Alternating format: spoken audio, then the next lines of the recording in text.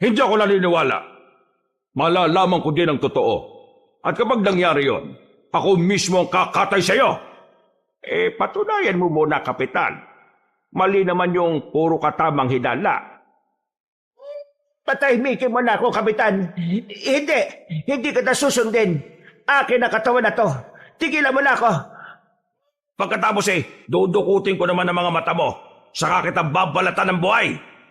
Maglulumuhod ka habang nagmamakaawa sa akin.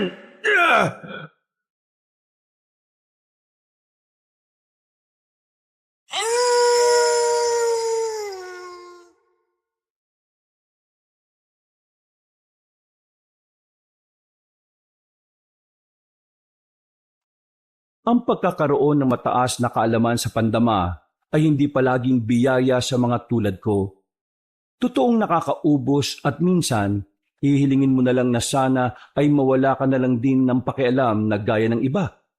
35 years old na ako sa kasalukuyan at mag-isang itinataguyod ang munti kong mental health clinic. Isa nga pala akong psychologist.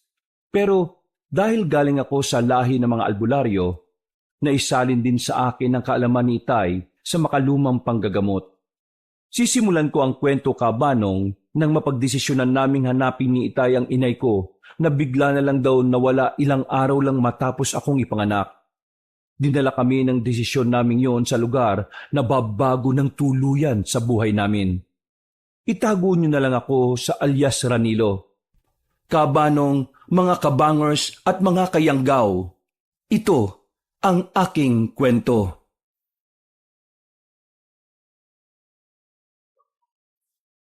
Bago nga pala magsimula ang ating kwento, sana'y mapindot nyo muna ang subscribe button at ang notification bell para lagi kayong nanonotify pag may bago tayong mga kwento. At huwag nyo rin kalilimutan mag-like at comment.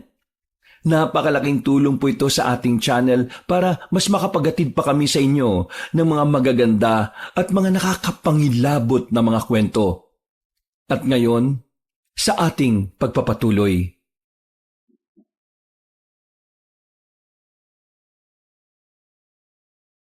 Barangay Sanlawin? Sigurado ka ba dyan, Teroy? Hindi ako pwede magkamali. Hindi man 100% pero yung amoy na yun, doon talaga nang gagaling. Naniniwala ako sa kakayahan mo, Teroy. Ang ibig sabihin buhay siya. Buhay siya, Karamil. May kakaiba lang sa kanya na hindi ko masiguro kung ano. Pero oo, buhay siya. Maraming salamat naman kung ganon. Tama ko. Ramdam ko siya. Marahil tamang oras na din para hanapin ko siya. Ngayong tapos ka na sa pag-aaral mo, Ranilo, makakampante na akong maghanap sa iyong ina, kahit saan at kahit kailan. Kaya mo naman na siguro ang sarili mo. Kaya ko na ho ang sarili ko. Pero sino bang nagsabi sa inyo na magpapahiwan ako, Itay? Sasama ako sa paghahanap nyo kay inay. Ano? Pero paano ang trabaho mo? Akala ko ba'y madali na lang ho yun. Magpapalipat ako ng probinsya. Ako na ang bahala doon. Hindi ako papayag na mag-isa nyo lang hahanapin si inay. Kaya ko naman, iho. Saka hindi ako mag-isa. Kasama ko naman si Teroy. Gusto ko rin makilala si inay. Hayaan nyo na ako sa mama. Ay, nako. Pahala ka na nga. Hindi naman kita mapipigilan at hindi ko naman hawak ang mga paa mo. Oo nga pala. Kailangan nyo malaman na hindi basta-basta ang barangay na yon. Talatang usap-usapan sa mga karatig bayan na delikado daw pumasok doon, lalo na mga dayong tulad ninyo. Inaasahan ko na yan, Teroy. Anong ibig mong sabihin na alam mo na, Itay? Dahil kung hindi delikado sa lugar kung nasaan si Soledad, marahil matagal na yung umuwi sa atin. Pinaghalong pag-aalala at pag-asa ang nabasa ko sa mukha ni Itay na mga sandaling yon, Kabanong. Ako man sabik kay inay. Pero alam kong mas matindi ang pinagdaraan ng kalungkutan at pangungulina ni Itay, kaya ang isiping makikita niya ulit si inay ay paniguradong nagdudulot ng matinding tuwa sa kanya. Dahil alam na nga namin kung saan hahanapin ang inay, kinabukasan din ay nagpaalam na ako sa ospital kung saan ako naka-assign. Sinabi ko na lang kay Itay na inilipat ako kahit ang totoo ay nag-resign na muna ako talaga. 3 araw mula nang mahanap ni Teroy si inay ay gumayak na din kami at bumiyahe papunta sa nasabing probinsya. Oo nga pala, Kabanong, hindi ko napapangalanan ng probinsyang sumasakop sa lugar na yon bilang respeto na lang din sa mga taong nakatira doon ngayon. Dahil may kalayuan nga sa pinanggalingan naming probinsya, ay hapon na kaming nakarating doon. Wow, entrada pa lang ng baryo na to. Iba na pakiramdam ko, Itay. Teroy, sigurado ka bang naririto si Inay? Oo, positibo Ranilo. May kung anong kakaiba sa lawi na yan. Tingnan niyo, Itay, oh. Malaki ang ribulto ng ibon kumpara sa tunay niyang laki sa personal. Kakatuwang nakakaya siyang buhatin ng mukhang marupok na arkong yan. Sa palagay ko hindi lang yan basta ribulto Ranilo. Anong ibig mong sabihin, Teroy? Nararamdaman kong enerhiya mula sa kanila. Marahil buhay ang mga yan. Ano? Itay, oh. Kayong dalawa talaga, oh.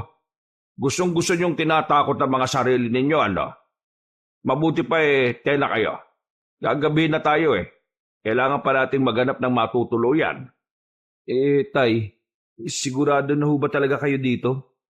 Narinig niyo naman kanina sa bayan ng usap-usapan tungkol din sa mga nawawalang nag-deliver lang ng gulay sa baryong to. Iho, kung ako lang ang tatanungin mo, ang gusto ko lang talaga ngayon mahanap at makita ng inay mo. Pwede ka namang hindi na sumama kung hindi ka komportable. Hindi ho ba kayo natatakot? Paano kung mali si Teroy? Nakahanda ko sa lahat ng posibilidad, anak. Malakas ang kutob ko na mahahanap po ang inay mo sa lugar na ito. Ni minsan hindi pa naman ako binigo ni Teroy, hindi ba? Hindi ka mabibigo, Karamil. Makikita mo na din siya matapos ang 2 dekadang mahigit. Nagpatiuna na si Itay.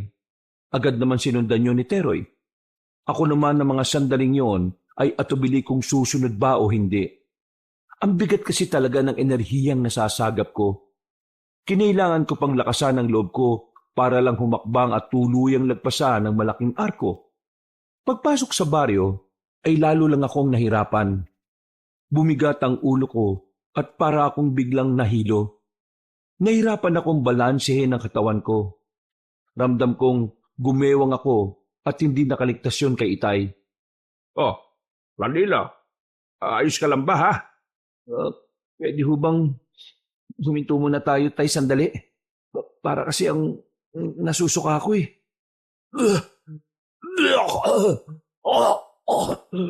Ganyang kalakas ang koneksyon mo sa kalikasan at mga enerhiya.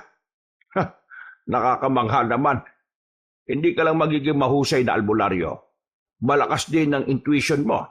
Magiging advantage mo yan sa kahit na kanino balang araw, anak. Anong nakakamangha sa ganito, Itay? Halos hindi na ako makagulapay. Ang bigat ng pakiramdam ko mula pa kanina. Ano ba kasing klaseng lugar to? Wala kang dapat ipag-alala, Ramil. Kasama niyo naman ako Masasanay ka din sa pakiramdam na yan. At kalaunan ay magagawa mo ng kontrolin. Ha? Ganun ba? Hindi ba pwedeng ngayon na? Diday ko pa yung may malalang hangover Kakaiba sa pakiramdam. Hayaan mong akayin ka namin ni Teroy, iho.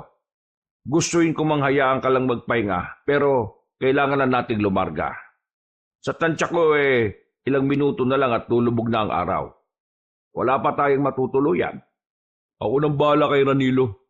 Mauna na kayo't maghanap ng matutuluyan nyo. Susunod na lang kami. Ay mabuti pa nga kung ganon. O sige, mauna na ako sa inyo.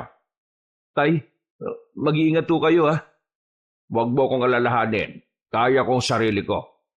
Hinayaan lang ako ni Teroy hanggang sa kaya ko na. Nahihirapan man ay pinilit ko ng maglakad. Malapit na kasi talagang dumilim. Tiwala naman ako kay Teroy, Kabanong. Kahit buhay niya ay iaalay niya maprotektahan lang ako, pero ayoko nang umabot pa sa ganon. Gamit ang lakas ng pangamoy niya, nagawa naming sundan ng tinatahak ni Itay. Baka nagtataka kayo kung ano o sino si Teroy, kung bakit may weirdo siyang kakayahan. Yun ay dahil hindi naman talaga siya tao. Bata pa ako ay kasakasama na namin siya. Ang totoo ay ganun din naman si Itay. Nagkamalay ng nariyan na si Teroy at nakagabay sa kanya. Base sa nalalaman ko, Wala pa si Teroy sa mga ninuno naming babaylan. Siya na ang nagsisilbing gabay ng bawat nagiging albularyo sa lahi namin.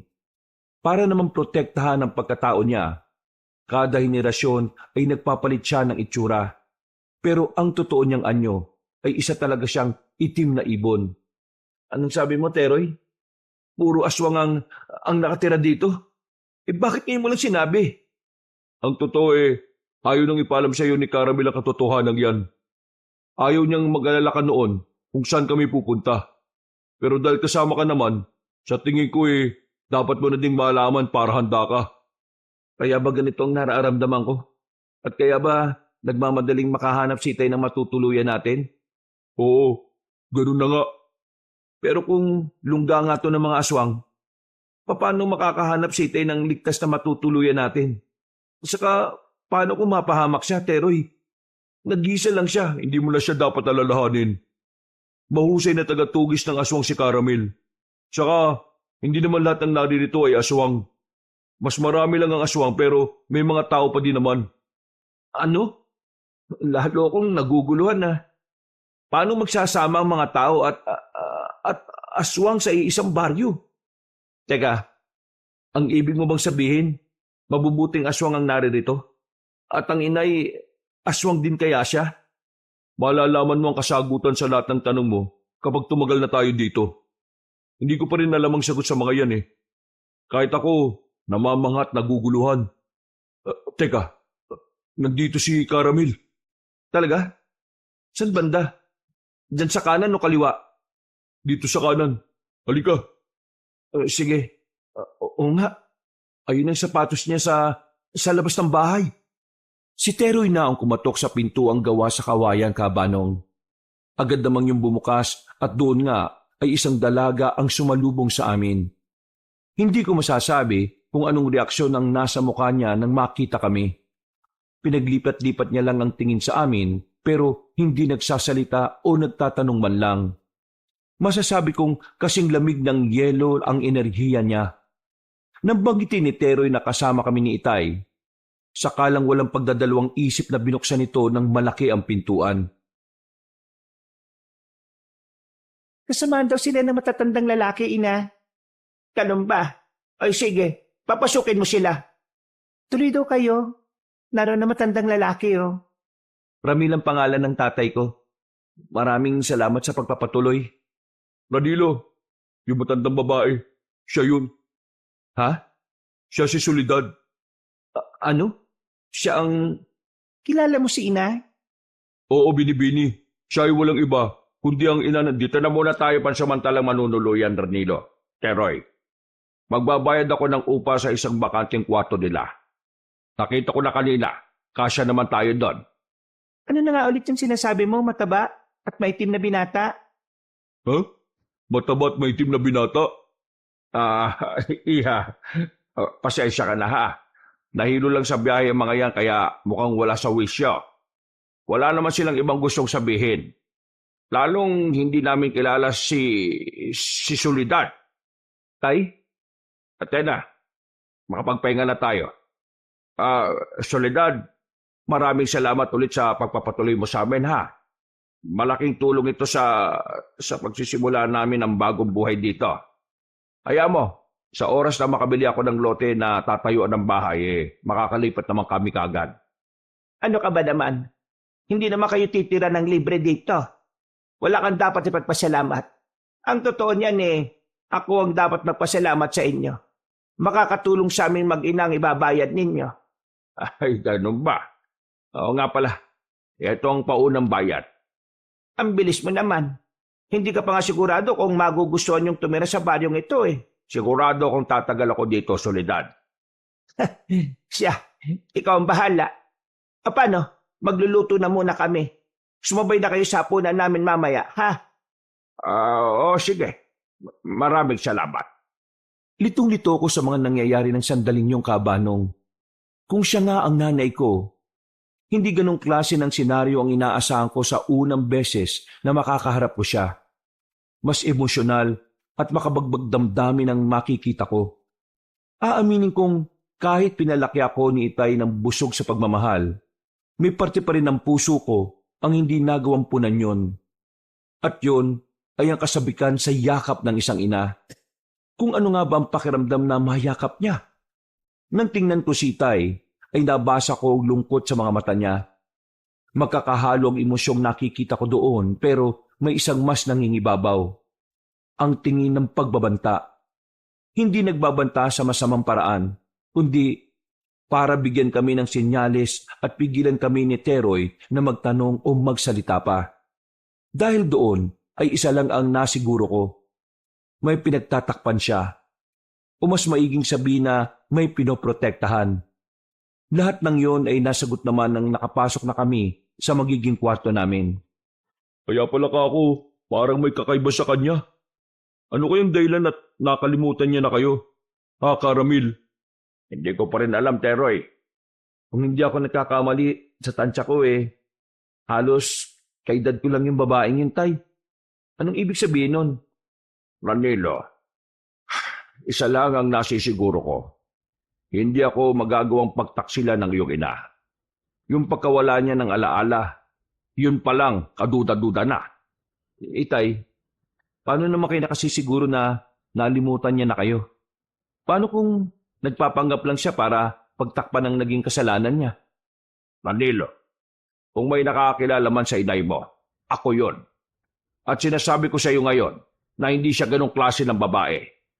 Isa pa, siya pa din ang nanay mo kaya respetuhin mo siya. Lalo na't hindi pa natin alam ang buong kwento. Pasensya na ho kayo, Itay. Nadadala lang ho ako siguro ng emosyon ko.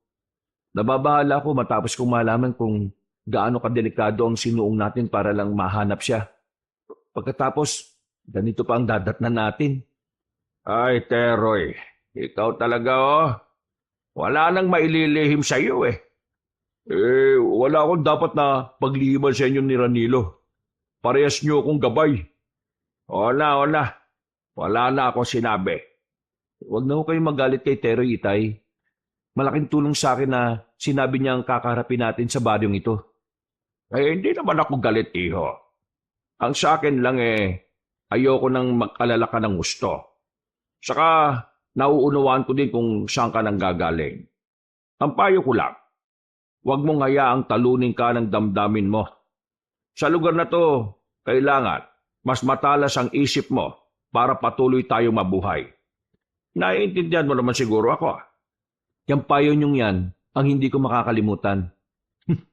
Kahit naman hindi sa lugar na to Bukang bibig niyo na dapat mas mataas ang isip kaysa puso. Kahit saan pa ako mapadpad. Gano'n na nga. Hindi ka kasi bibiguin ang isip mo. Pero ito, kapag nadaig ka ng damdamin mo, pwede ka niyang ipahamak balang araw. Apo, tatandaan po lagi yan, Itay. O paano? Maiwan ko muna kayo mag-ama ha. Pagbabantay ako sa paligid. Nabubuksan ba yung maliit na bintana? Malamang, kaya nga bintana Saka, gawa lang naman yan sa kawayan. Madali lang yan distrongkahin. Distrongkahin? Hindi ba ginagamit ng mga magnanakaw yan para sirain ng mga nakasarang pintuan o bintana? Dami mong alam, Teroy. Lumabas ka na nga. Higit sa 500 taon na ako nabubuhay. Higit pa sa nalalaman mo ang alam ko. Oo na. Dilitaan niya na naman po siya. Ay, nako. Alis na ako. Dito lang kayo ha. Delikado na sa labas. Huwag kayo mag-alala. Protektado kayo ng enerhiya ko. Malalaman lang ng mga aswang na yon na tao kayo kapag nakita kayo ng personal. Pero hindi nila kayo magagawang maamoy. Sige, maraming salamat, Teroy. Mag-iingat ka din sa labas, ha? Hindi nila ako magagawang saktan. Saka, masyado akong maliit para kainin nila. Ikaw, maliit? Kapag nasa tunay akong anyo, oo. Oo nga naman. Pero mag-iingat ka kapag nasaan yung tao ha. Sa laki mong yan kahit 10 aswang, mabubusog Kanila, tigilan mo na nga yung pangasar mo kay Teroy. Hindi mo yan magagawang pikunin. Hindi yan tinatabla ng kahit na anong damdamin. Kaya nga challenge sa akin magkaroon siya ng emosyon Itay Sa dami ng ginabayan niya sa lahi natin, masasabi kong maigi na din na wala siyang emosyon na tulad ng sa ating mga tao. Hindi siguro blessing na matatawag para sa iba, pero para kay Teroy na ilang beses nang nasaksyan kung paano pumanaw ang bawat ginagabayan niya, isa yung malaking biyaya para patuloy niyang magawa ang misyon niya. Sa bagay nga ho, Itay. Ay, bigla akong nalungkot para kay Teroy. Oh, kita mo yan. Iniisip mo palang naapektuhan ka na, hindi ba? Hindi ko mapigilan eh. Lumabas na kayo. Nakahain na ang hapag.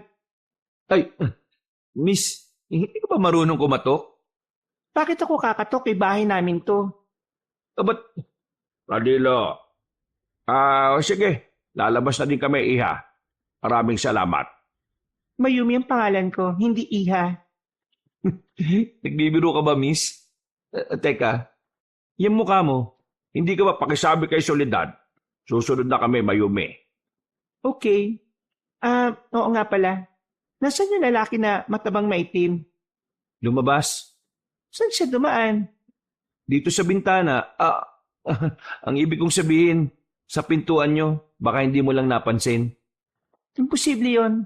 Delikado na sa labas. Baka hindi na siya makauwi ng buhay. Mayumi anak. Ikaw talaga kung ano-ano pinagsasasabi mo. Ang sabi ko, tawagin mo lang sila para kumain. Nawawala kasi yung isa nilang kasama, inay eh. Ay, ganun ba? Hayaan mo hanapin natin siya maya-maya. Ako na pong hahanap sa kanya, inay. Hindi na. Huwag na kayo mag-alala. Kaya niya naman ang sarili niya. Hindi siya sasantuin ng mga aswang dito. Sa laki niyang yon, baka mapagkamalan siyang baboy na mo. Mayumi naman. Ano ba yung bibig mo? Lalabas na ako. Hahanapin ko siya. Huwag na. Hindi na kailangan, Miss. Huwag na, Iha. Maniwala ka. Uuwi yon ng buhay. Narinig mo naman sila, Mayumi. Pwede ka na kumalma, ha? Pero dito sila nakatira, Nay. Dapat ligtas ang bawat isa sa kanila. Sinabi na nga ni Caramel, tiwala siyang makakauwi ng ligtas yung kasamahan nila. Halika na. Tulungan mo na lang akong isalin yung ulam natin para makakain na tayo. Ako lang tutulong sa iyo, Soledad. Ha? Nako, hindi na. Nasaan ba yung kusina ninyo? Tingnan mo nga naman ang lalaking iyon. Para itong si Mayumi ko lang matigas ang ulo. Ranilo. Tama ba Ranilo ang pangalan mo, iho? Ho? Opo, tama ho. Napakagandang pangalan. Kung may anak lang akong lalaki, marahil ganyan din ang ipapangalan ko sa kanya. O siya, sumunod ka na din sa hapag, ha? Oho, sige ho. Emosyonal akong tao, Kabanong. Kahit lalaki ay mababaw ang emosyon ko at hindi ko naman ikinahihiya yon. Pero sa napakaraming pagkakataon, mas madalas na natatalo ko ng emosyon ko at ang masakit, yun ang nagiging kahinaan ko. Gaya na lang ng sandaling yon. Pansamantala akong tumalikod para pigilan ang luhang namumuo sa mga mata ko.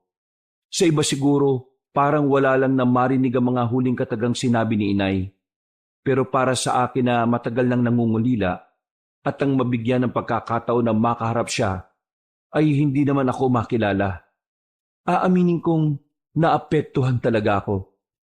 Napakarami kong gustong sabihin sa kanya na hindi ko magawa dahil hindi niya naman ako kilala bilang anak niya. Hindi ka ba susunod? Nandiyan ka pa? Baka kasi mawala ka din bigla gaya ng kasamahan niyo Saan naman ako pupunta? Hindi ko alam. Magpaalam ka para malaman ko. Wala kang pinakaiba magsalita kay Teroy. Teka, huwag mo sabihin wala ka rin pakiramdam. Pakiramdam? Oo, teka. Bakit mo inuntog yung ulo mo dyan sa poste? Nasaktan ako. Masakit. May pakiramdam ako. Ay, Diyos ko. Makakain na nga lang. Sumunod ka sa akin. Nagluto ng espesyal si nanay. Agad na nga akong sumunod sa kanya noon habang naiiling. Weirdo siyang babae pero hindi na bago sa akin ang ganon.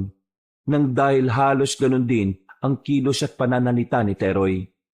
May nararamdaman akong kakaiba sa babae. Na noon nga ay hindi malabong nakababata kong kapatid. Hindi ko lang ma-pinpoint kung ano yon. Siguro kapag matagal ko pa siyang makakausap o makakasama, masasabi ko na.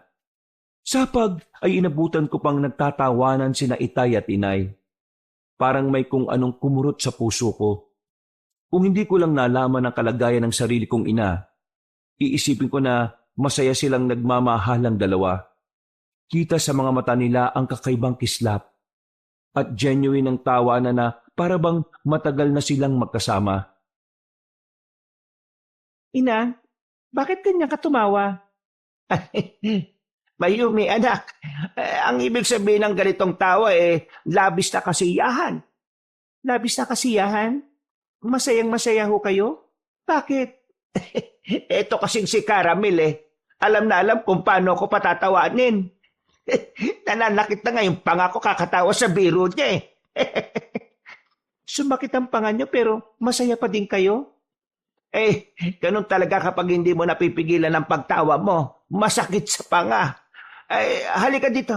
Eto, iabot mo kay Ranilo para makakuha siya ng kanin. Oh, kumuha ka dyan ng kanin mo, sabi ni inay. Sige, salamat. Anak, hindi pa paborito natin parehas ang adobong toyo at maanghang. Tignan mo, itsura pa lang nakakatakam na ang luto ni Soledad. Siguradong tataob ang kaldero nilang ngayong gabi. Matatapon ang laman ng kaldero kapag ginawa niyo yun, Caramel. Ang ibig sabihin ni Caramel, masisimot ang sinaing natin dahil sa ulam. Bakit hindi na lang niya sabihin na mauubos? Bakit kailangang itaob? Ay, nako. Kumain na nga lang tayo, ha? Ubusin natin lahat ng nasa hapag na ito. Huwag niyo nang alalahanin yung para sa isang kasamahan ninyo. Tinabayan ko na siya para sa kanya. Pansin kong hindi mapigilan ni Itay ang pagiging maasikaso kay inay. Wala naman din akong nakikitang pagtutol kay inay. Sa halip ay parang nahihiya pa nga ito na natutuwa din. Napagtanto ko na baka sa likod ng kawalan niya ng alaala, nananatiling alam ng puso niya kung sino talaga ang kaharap. Dahil doon ay lihim na naman akong nalungkot. Nakagat ko ang pang-ibabang labi at pinilit na mag-focus sa masarap na pagkain sa harapan ko. Ipinaubaya ko kay Itay ang lahat. Tiwala na ako na alam niya kung ano ang ginagawa niya. Habang kumakain, ay hindi ko naman napigilang pagmasdan si Mayumi. Focus lang siya sa kinakain niya, ni hindi nag-aangat ng tingin at parang walang pakialam sa paligid niya. Hindi ko na malayang nangingiti na pala ako. Saka lang ako natauhan ng sa wakas ay nag-angat siya ng tingin para kumuha pa ng ulam. Tinitigan niya ako nang mapansin niyang nakatingin ako sa kanya. May isasabihin ka ba, Ranilo? Ha? Wala. May problema ba, iho? Wala ho, Itay. Kasi... Hayaan mo na siya, Caramel. Normal na magandaan siya kay Mayumi. Alam mo ba, maraming manliligaw ang anak kong yan. Nga lang walang tumatagal dahil sa kasungitan niya.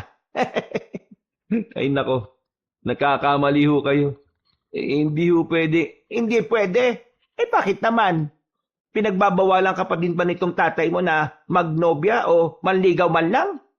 Nako, Hindi gaya ni Mayumi. Pihikan lang din kasi talaga itong si Ranilo ko, Soleng. Soleng?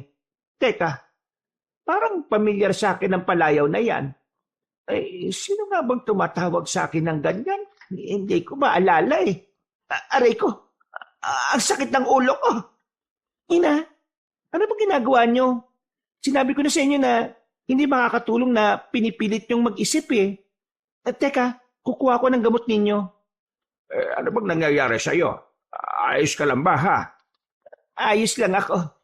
Wala ito. Sige na, ipagpatuloy nyo yung pagkain.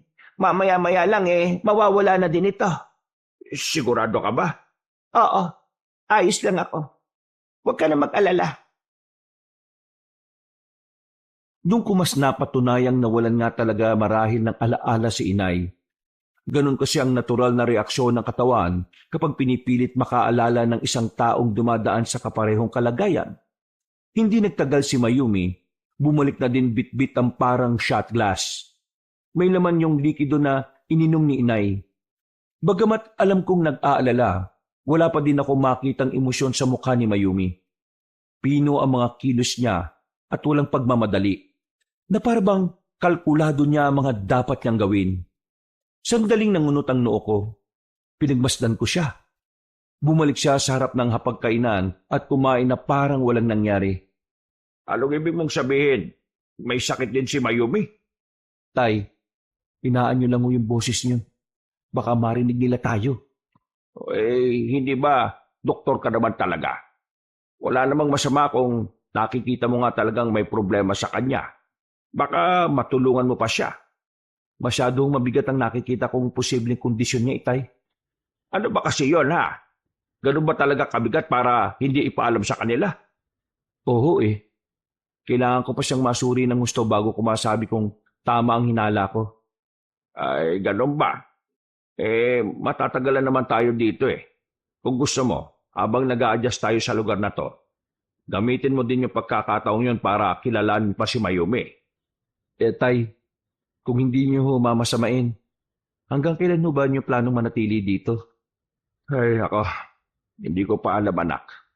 Hanggang sa maibalik ko siguro yung alaala ng inay mo at maisama siya pa uwi natin. Paano ho kung hindi na bumalik pa ang alaala niya, itay? Siguro mag-a-adjust na lang ako. Magpapakilala ulit ako sa kanya. Bubuo kami ng mga bagong alaala. Pero anak, hindi ko gustong ikulong ka sa ganitong sitwasyon. May sarili kang buhay. Kung inaalala mo ko, ipinapangako ko sa iyo na magiging ligtas ako sa lugar na ito. Pinapalis niyo na ho ba ako, itay? Hindi naman sa ganon. Talagang bata ka, oh. Ang sa akin lang ayokong isipin mo na obligasyon mong samahan ako rito.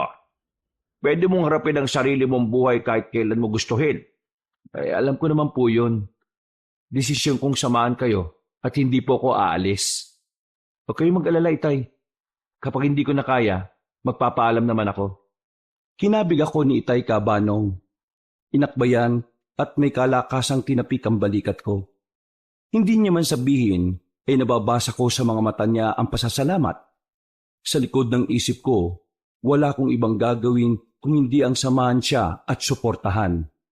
Pakiramdam ko yun naman ang tamang panahon para makabawi ako sa lahat ng sakripisyo niya noon para sa akin. Kinagabihan hindi ako kagad nakatulog. Marahil ay namamahay. Maalinsangan din dahil pinagpapawisan ako. Nakasara kasi ang mga bintana kaya halos walang pumapasok na hangin. Nang tingnan ko si Itay ay tulog na tulog siya. Nakanganga pa nga at parang hindi apektado sa temperatura doon. Luminga ako sa paligid. Wala pa din si Teroy. Sinubukan kong pumito.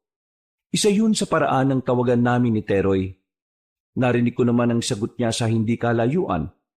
Mukhang nasa malapit lang siya kaya nakampante na din ako. Ay, hindi pa talaga pwedeng buksan ng bintana na to. Kahit konti lang para may makapasok na hangin. Pero paano kung may mga aswang na bigla na lang sumilip o pumasok dito? Hindi pa naman ako nakakakita ng mga tulad nila pero hindi ko pwedeng baliwalain ang nararamdaman ko simula nang pumasok kami sa baryo na to. Malakas at mabigat talaga ang enerhiya dito. Sige na nga, huwag na lang buksan. Wala namang mawawala kung susunod ako. Saka mukhang hindi naman apektado si Itay. Sa sala na lang siguro muna ako. Nagpasya na lang akong lumabas ng kwarto. Kailangan ko ding uminom ng tubig. Pakiramdam ko kasi ay nasasakal na ako sa init ng gabing yon. May pitsyel at baso naman sa lamesa. Magsasali na sana ako nang may marinig akong mahinang ingay na nanggagaling sa kusina. Matapos lagukin ang laman ng baso, ay marana akong naglakad papunta sa pinanggalingan ng ingay. Bulto ng babae ang natatnang ko doon. Tila may ginagawa ito sa lababo. Nang matitigan ko, ay napagtanto kong si Mayumi yun. Lalapitan ko sana siya para tanungin nang bigla lang siyang humarap sa akin. Napatras ako kabanong at muntik pang matumba nang makita ang kabuuan niya. Noon ko lang siya nakitang nakangiti ng ganoon kalapad. Ang siste, hindi yun normal ng ngiti, Kabanong. Nakakakilabot yun at hindi ako maaaring magkamali. Ganon kung ngumiti ang mga mamamatay tao. Idagdag pa na duguan ang damit niya at mukha habang hawak ang nooy duguan ding matalas at malaking kutsilyo. Mayumi, anong ginagawa mo dito? Bakit may hawak ka na kutsilyo? Gising ka pa, Ranilo? Ha? Hindi. Ang ibig kong sabihin, oo. Nagising lang ako dahil mainit eh. Teka, saan ka pupunta? Bakit lumalapit ka sa akin? Tinatanong mo kung anong ginagawa ko, hindi ba? Ha? Pero maawa ka sa akin. Huwag mo akong patayin ha. Mayumi, pakiusap. Lumayo ka. Lumayo ka sa akin. Ano bang sinasabi mo? Huwag. Wala pa akong first kiss. Gusto ko pang mabuhay na matagal. Virgin pa ako eh. Itay! Shh! Bakit ka ba sumisigaw? Natutulog na si ina. Mahirapan yung makakuha ulit ng antok kapag nagising siya.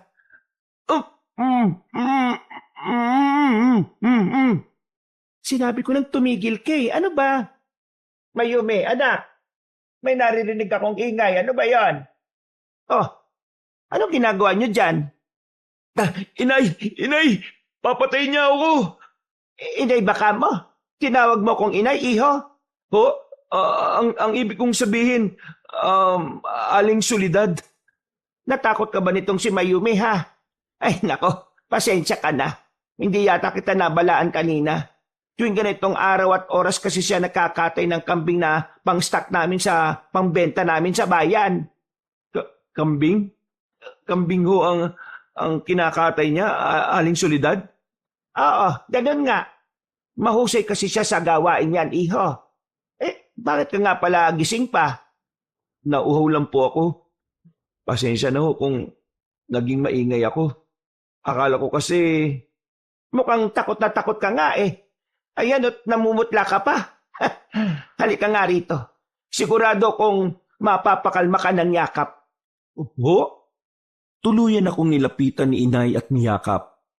Maraan niya pang tinapik-tapik at hinaplos ang likuran ko na parabang isa kong musmos na bata at inaamo. Halos yumukyok na ako noon sa balikat niya. Hindi ko man nagawang iganti ng yakap ang mga braso ko dahil sa gulat. Aaminin ko na kakaibang comfort ang naramdaman ko ng sandaling yon. Ilang beses pa akong napalunok. Para akong nablangko at natuod sa kinatatayuan ko, Kabanong. Namalayan ko na lang na tumutulo na pala ang mga luha ko. Anong nakakayap sa yakap ni Ina, Ranilo? Napabalik ako sa realidad nang bigla na lang sumulpot ang mukha ni Mayumi sa likuran ni inay. Hindi siya mukhang nang iinis. Bagkus ay talagang curious siya sa naging tanong niya sa akin. Malakas akong tumikhim. Sakto naman at binitiwan na din ako ni inay. Inayos ko ang sarili at palihim na pinahid ang mga luha. Ha? Sino umiiyak? Hindi ako umiiyak ha? May luha kanina mga pisngi mo eh. Ha? Hindi. Hindi luha yun. Baka sipon yung nakita mo. Sipon ang iniluluha mo? Tayo talagang dalawa, oo. Ang mabuti pa eh, magpahinga na tayo. Malalim na ang gabi. Sige na, Danilo, iho. Okay ka na ba? Opo. Salamat po, Aling Solidad ha. Tinawag mo kong inay kanina, hindi ba? Magaan sa pakiramdam ko yon. Bakit hindi na lang kaya inay rin ang itawag mo sa akin? Ho? Simula ngayon ha, inay na din ang itatawag mo sa akin. Aba bagay naman kayo nitong si Mayumi ko eh.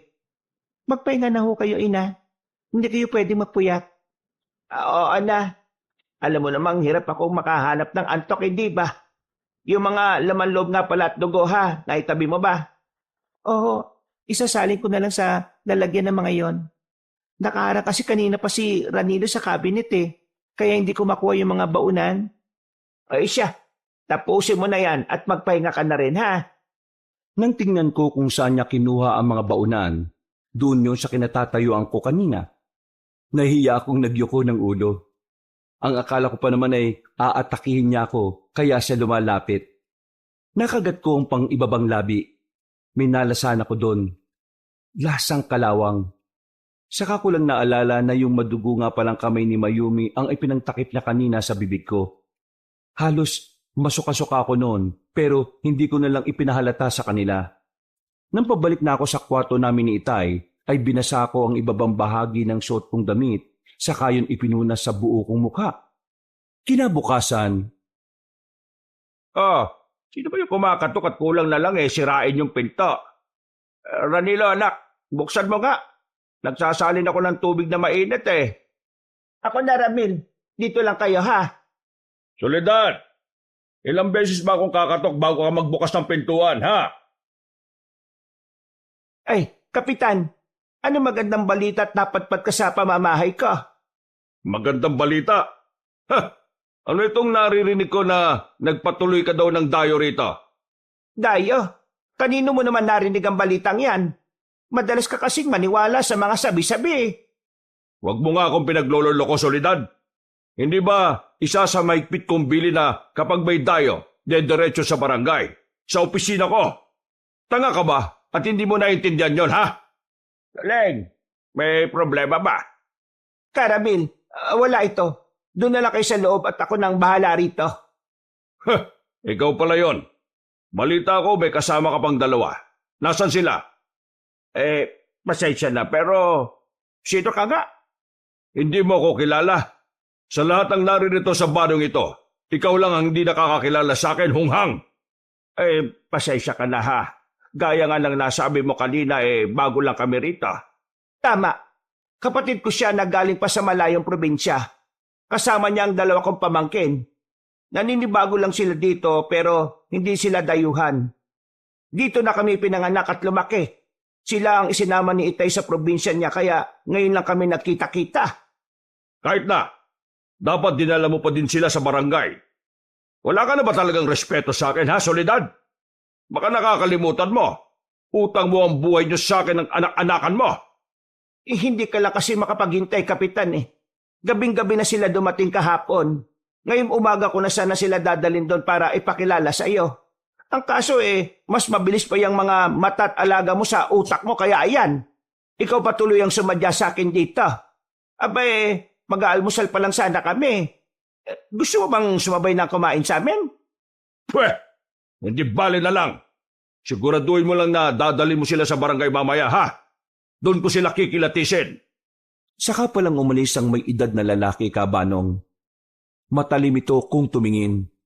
Ni hindi ko siya natagalan dahil sumakit ng husto ang ulo ko simula nang dumating siya. Nararamdaman ko na lang na nagkalat na pala ang langis sa dibdib ko. Galing yun sa maliit na botelyang palawit na pangontrang kwintas na suot ko. Marasa kong napasulyap ulit sa papalayong grupo ni Kapitan. Siya yun. Siya ang dahilan ng pagbula ng langis sa kwintas ko at dahilan ng matinding pagsakit ng ulo ko. Naikuyong ko ang kamao ko. Hindi ako pwedeng magkamali. Isa siyang malakas na enerhiyang kumokontrol sa baryo na yon.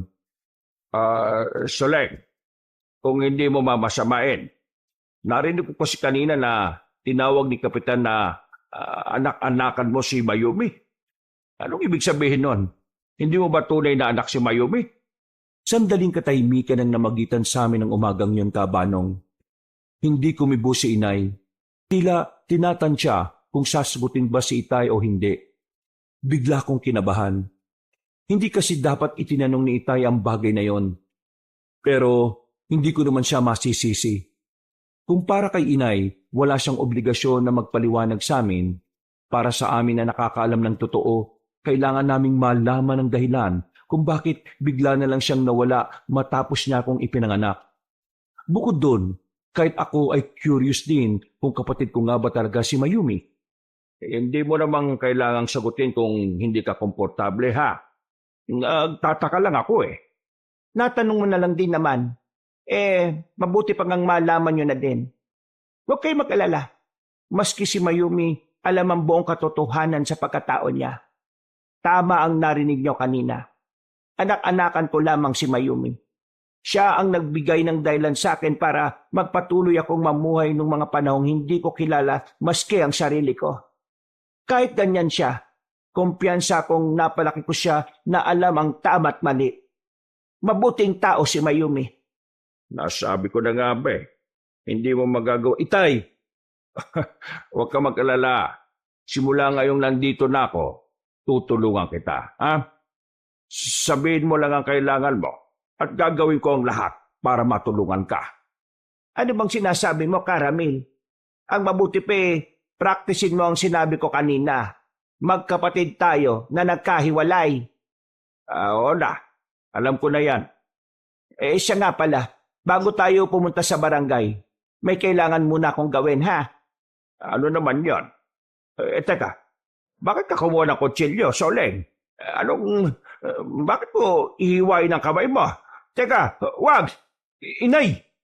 Itaas mo ang damit ko, Caramel. Ikaw din mamaya, Ranilo. Ho? Bakit ho? Kakailanganin nyo ang amoy ng dugo ko. Hayaan nyong ibahid ko itong dugo ko kahit na sa bandang tiyan nyo lang. 10:30 nang marating namin ang barangay. Sa opisina ni Kapitan Dominador kami dumiretso. Sa loob ay nakapagtatakang may mga alipores pa din siyang nagbabantay sa kanya. Lihim akong napailing kabanong. Tila yata kahit sa sarili niyang opisina ay may banta sa kanya kaya ganun na lang karami ang bodyguards niya. Nasa amin agad ang mga mata nilang mapanuri pagpasok pa lang namin. Hindi man nila kami tinitingnan mula ulo hanggang paa, pero ramdam kong tumatago sa kaluluwa ko yung mga titig nila. Makakalabas ka na, Soledad. Hindi. Dito lang ako hanggang sa matapos ka sa pag-iimbestiga sa kanila. Sinusuway mo ba ang utos ko? Sinabi ko na sa iyo na kamag-anak ko sila. Ano bang hindi mo maintindihan doon? Bueno, kung ayaw mong lumabas, sige, manood ka. Ikaw, binata, lumapit ka. Ako na lang siguro muna ang unahin nyo, Kap. Manahimik! Kung gusto niyong matapos tayo na mabilis, sumunod kayong dalawa. Bakit? Duwag ba itong anak mo, ha?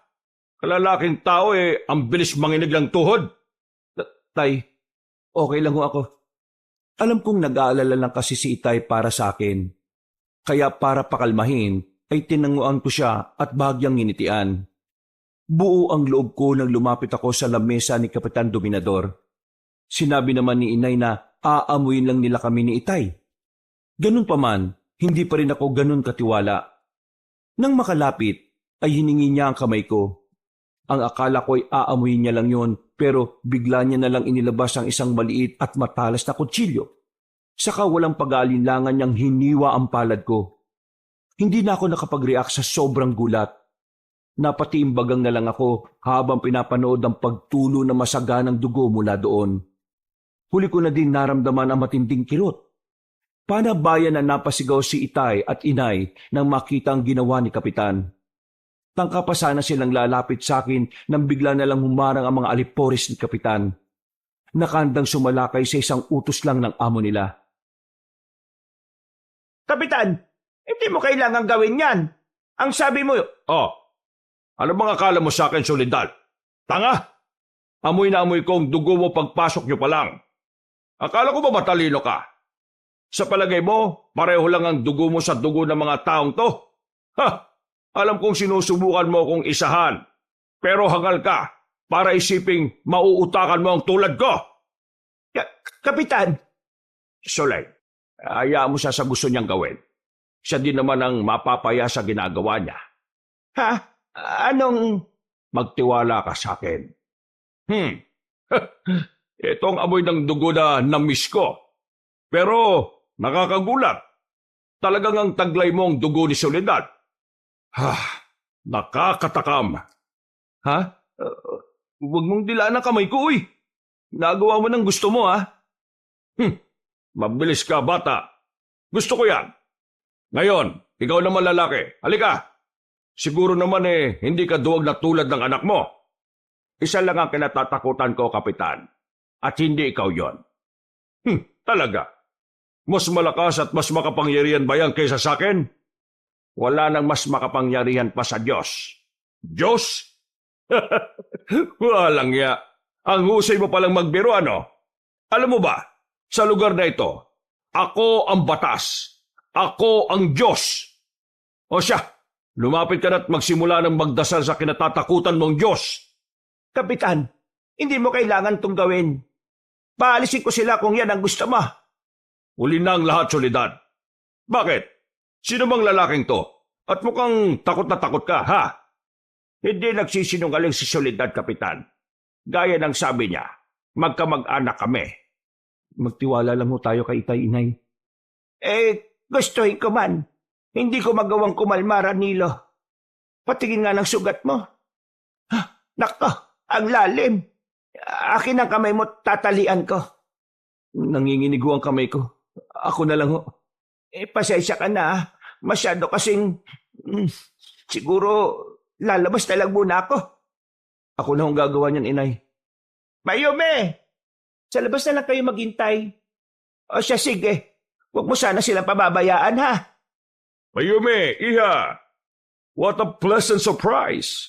Sa tagal kong nagpapatawag sa'yo ngayon ka lang nagpunta dito ng walang abiso. Sinay ang inaalala ko. Wala akong tiwala sa'yo. Bilib talaga ako sa tabil ng dila mo. Halika, lumapit ka. Alam kong gustong-gusto mong panoorin ang gagawin ko. Tapusin mo na yan ng mabilis, Kapitan. May importante pa kaming ipapagawa sa mga bisita ni Inay.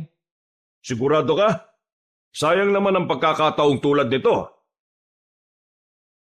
Nakagat ko na lang ang pang-ibabang labi ng tulad ko ay bigla na lang din hiwain ni Kapitan ang palad ni Itay. Ayoko man ay napilitan akong iiwas ang tingin ko sa kanya. Kahit masakit ang sugat ko, parang mas nasasaktan ako habang tinititigan si Itay. Walang ekspresyon ng mukha niya. Sa halip ay nakatitig lang siya ng matalim kay Kapitan. Kabaliktaran ang reaksyon ko. Si Mayumi ay prenteng nakatayo sa gilid ko. Titig na titig sa nangyayari.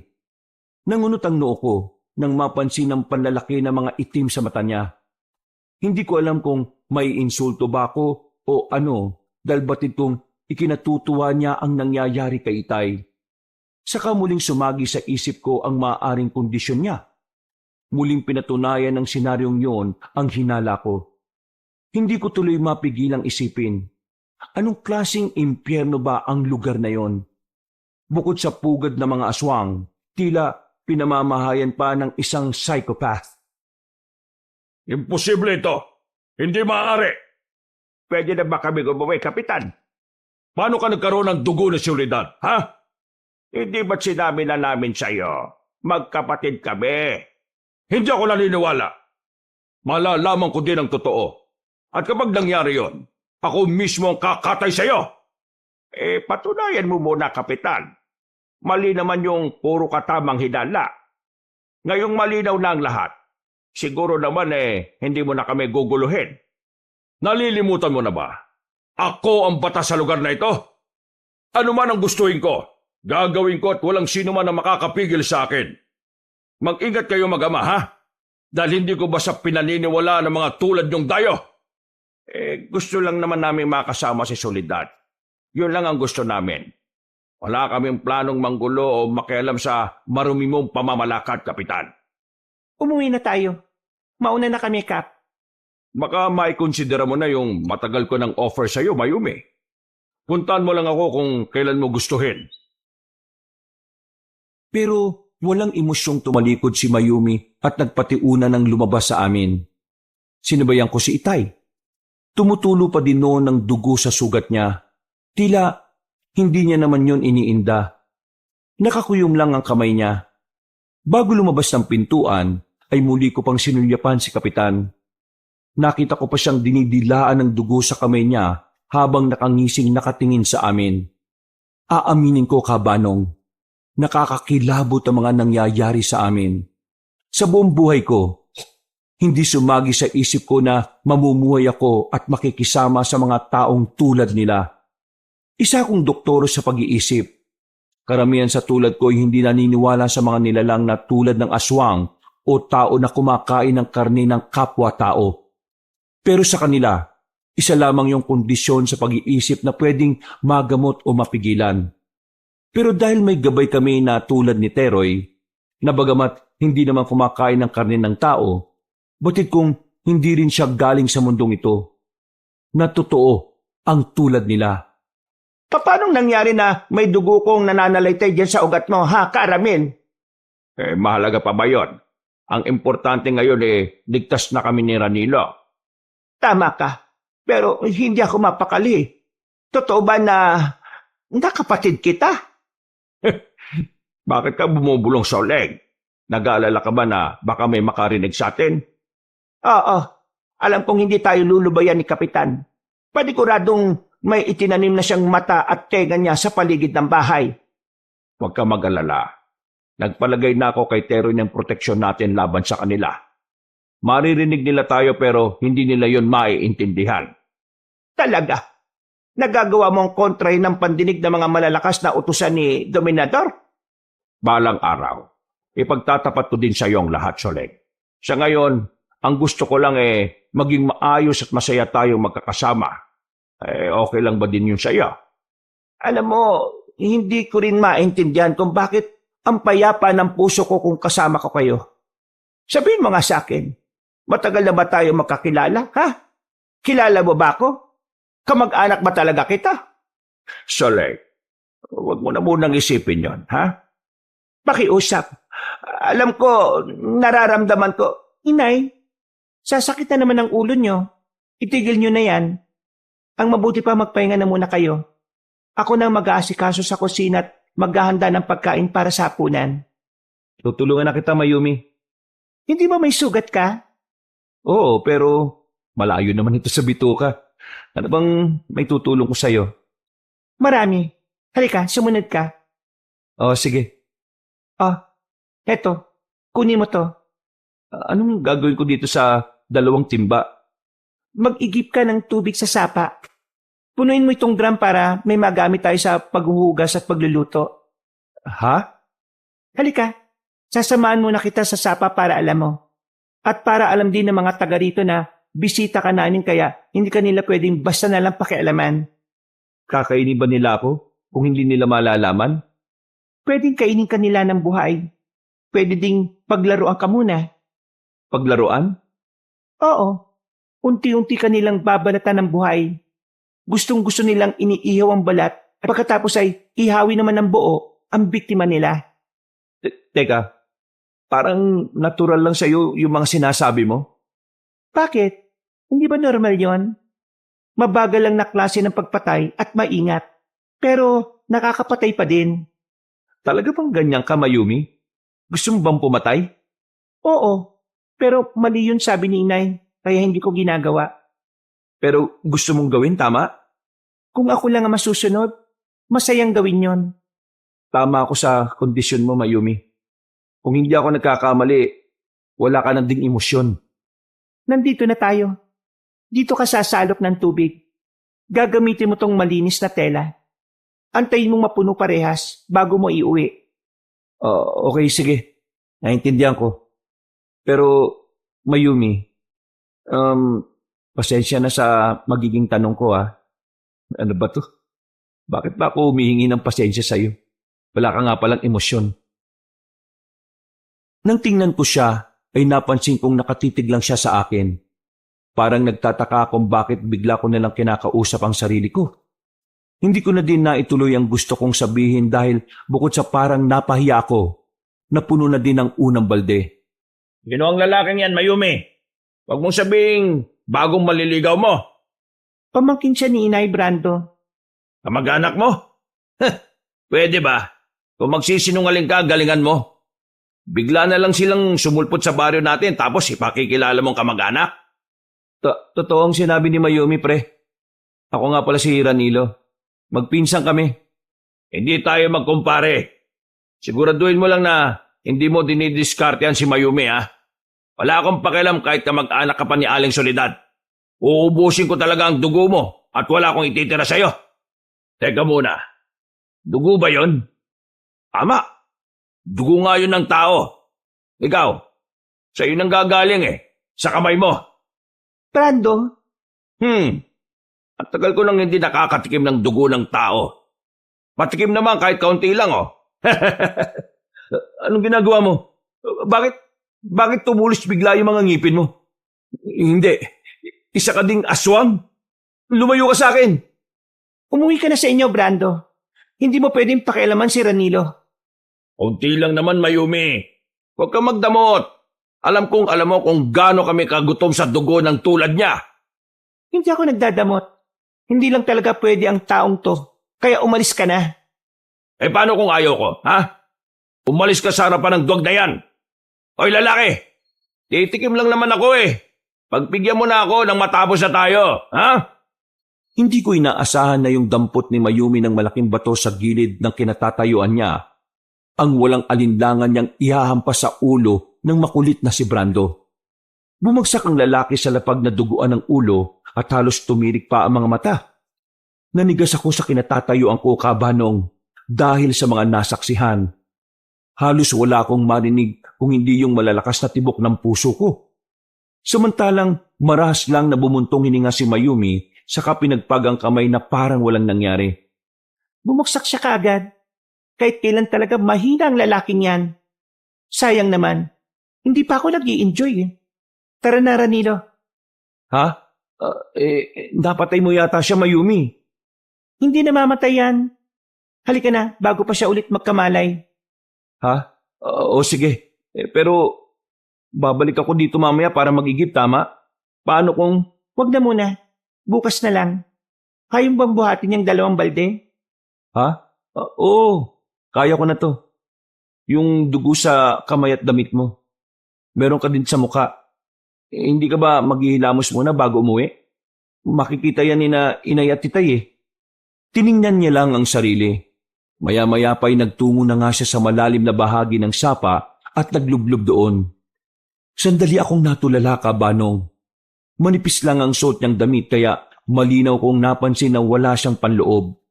Halos bumakat na sa basa niyang t-shirt ang matatayog niyang dibdib at balingkinitang katawan. Nang tingnan niya ako at mapansin niyang sa dibdib niya ako nakatingin, ay agad naningkit ang mga mata niya. Para naman akong bata na nahuling gumagawa ng hindi maganda. Agad akong nag-iwas ng tingin at wala sa sariling binitbit ang 2 balde.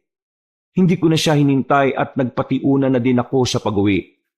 Nanginginig ang mga tuhod ko habang naglalakad. Hindi mawala-wala ang kaba ko kahit anong pilit ko na pakalmahin ang sarili. Idagdag pa ang nararamdaman kong pag-iinit ng magkabila kong pisngi. Ni hindi ko na ininda noon ang kirot sa palad ko habang bitbit ang may kabigatang mga balde. Sa unang pagkakataon ay nalito ko sa sarili kong emosyon. Hindi ko alam kung dahil ba yun sa nasaksihan kong pagpapalit ng anyo ni Brando o ang ginawang pagpukpok ni Mayumi ng bato sa kanya. Pwede ding dahil sa itsura kanina ni Mayumi habang naliligo. Parang larawan kasi yon nang hindi na naalis sa isipan ko. O anak, ayos ka lang ba? Napansin ko kanina ka pa walang imik ah. May nangyari ba kanina habang nag-iigib kayo ni Mayumi? Ho? Nako, wala ho, Itay. Bakit?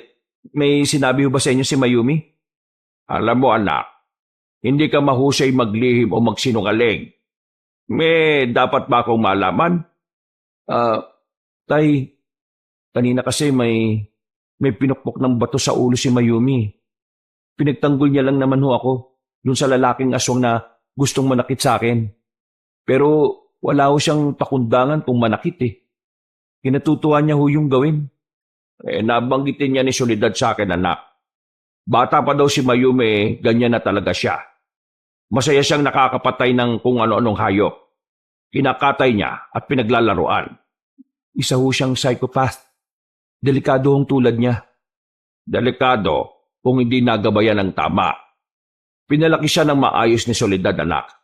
Hindi tayo dapat matakot sa kanya. Lalo ka na. Hindi ba ginagamot mo ang tulad niya? Oo, Itay. Nagagawa namin silang bigyan ng gamot para limitahan sa kagustuhan nilang maging marahas. Pero magagawa ko lang ho yun sa taong willing humingi ng tulong sa akin. Pasasan ba't mahuhuli mo din ang loob ni Mayumi? Magtiwala ka lang sa kakayahan mo. May dahilan kung bakit tayo napunta sa lugar na ito.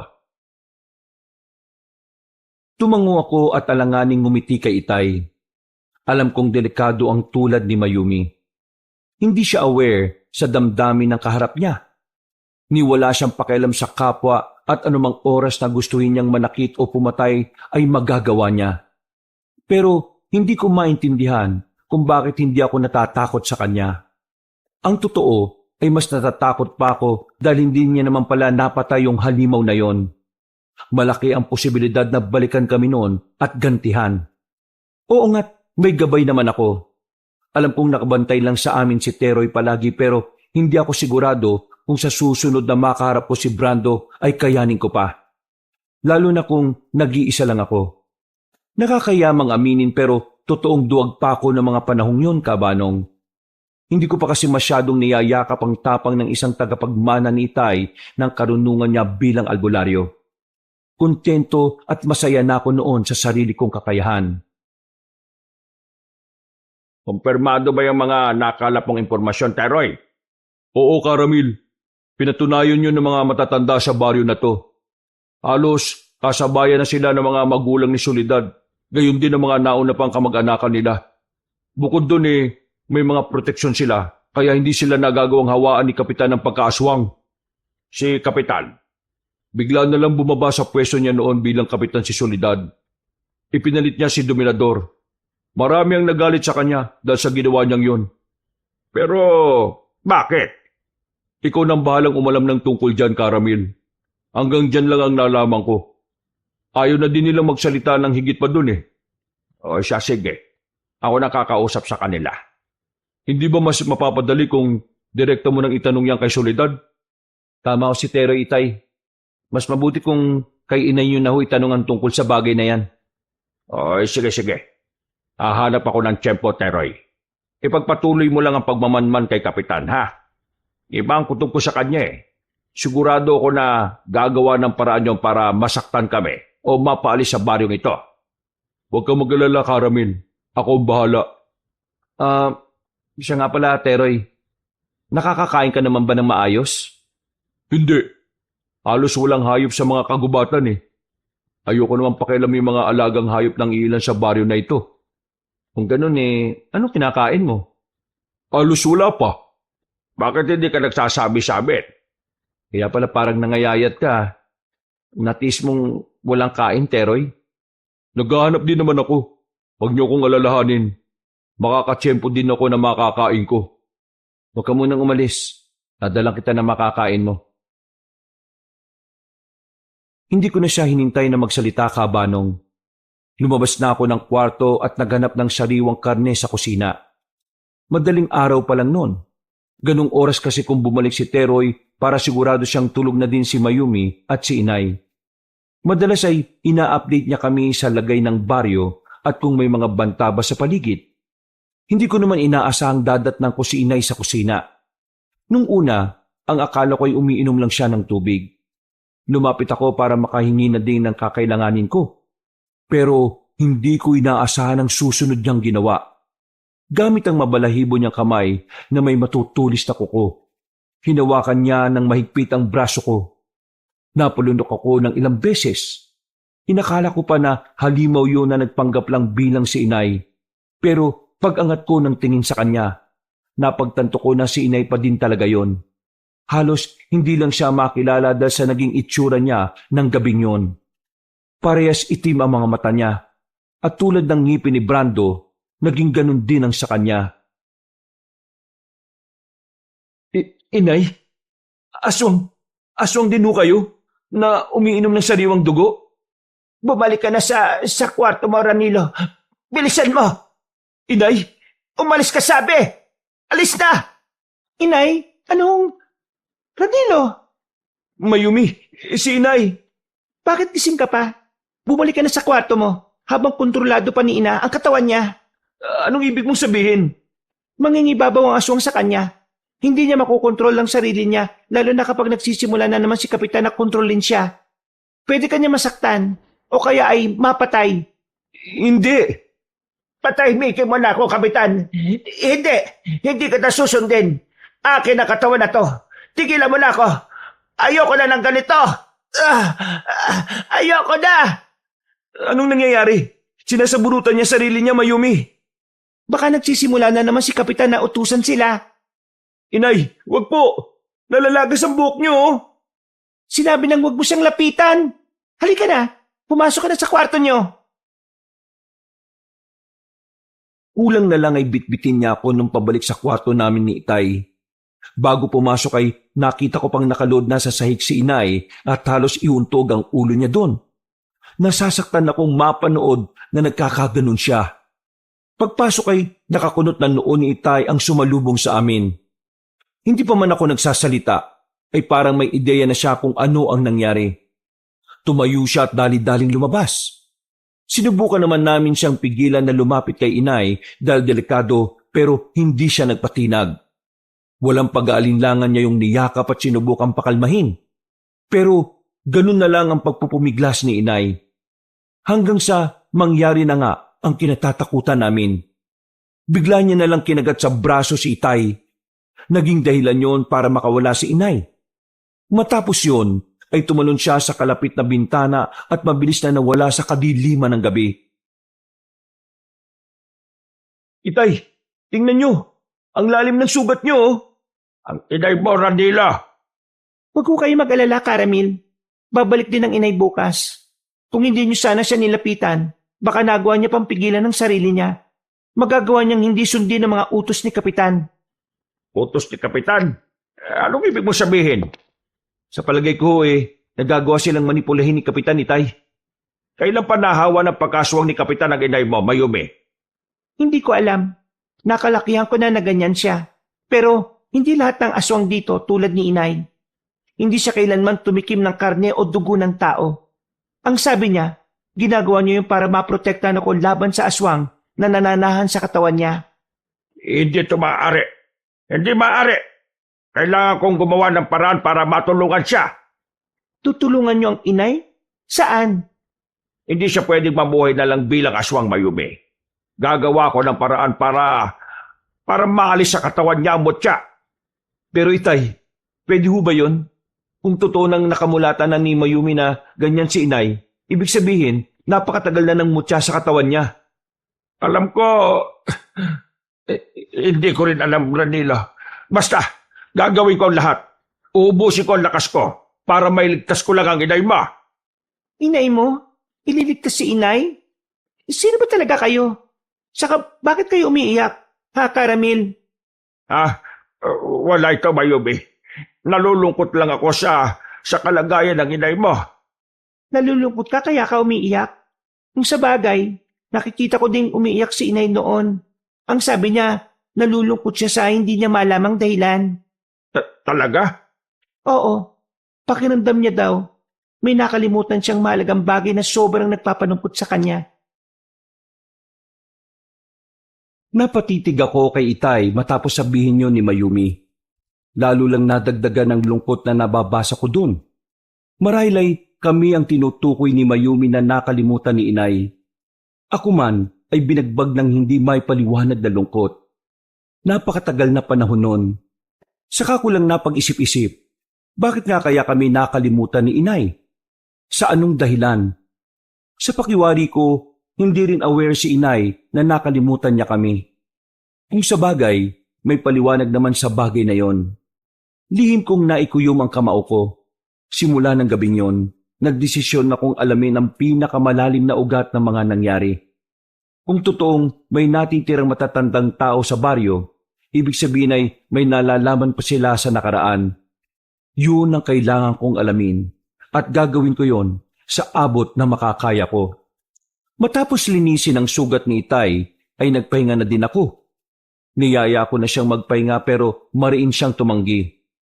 Hihintayin niya daw si Inay at sisiguraduhing makakauwi ito ng ligtas. Pinasundan niya na din kay Teroy ang amoy ni Inay at ibinili na protektahan ito. Pero kilala ko si Itay. Hanggat hindi siya payapa, hindi talaga siya mapapakali. Dumiretso na ako sa higaan. Hindi pa man ako inaantok pero nanatili ako sa kwarto. Doon ay maayos kong plinano ang mga susunod kong hakbang. Kinabukasan. Ano bang sinasabi mo, Radilo? Hindi ka pwedeng magpadalos-dalos ng desisyon. Nakakalimutan mo na ba? Puro aswang ang naririto. Kaya nga si Teroy na lang ang inuutusan ko eh. Pero tay, limitadong nagagawa ni Teroy.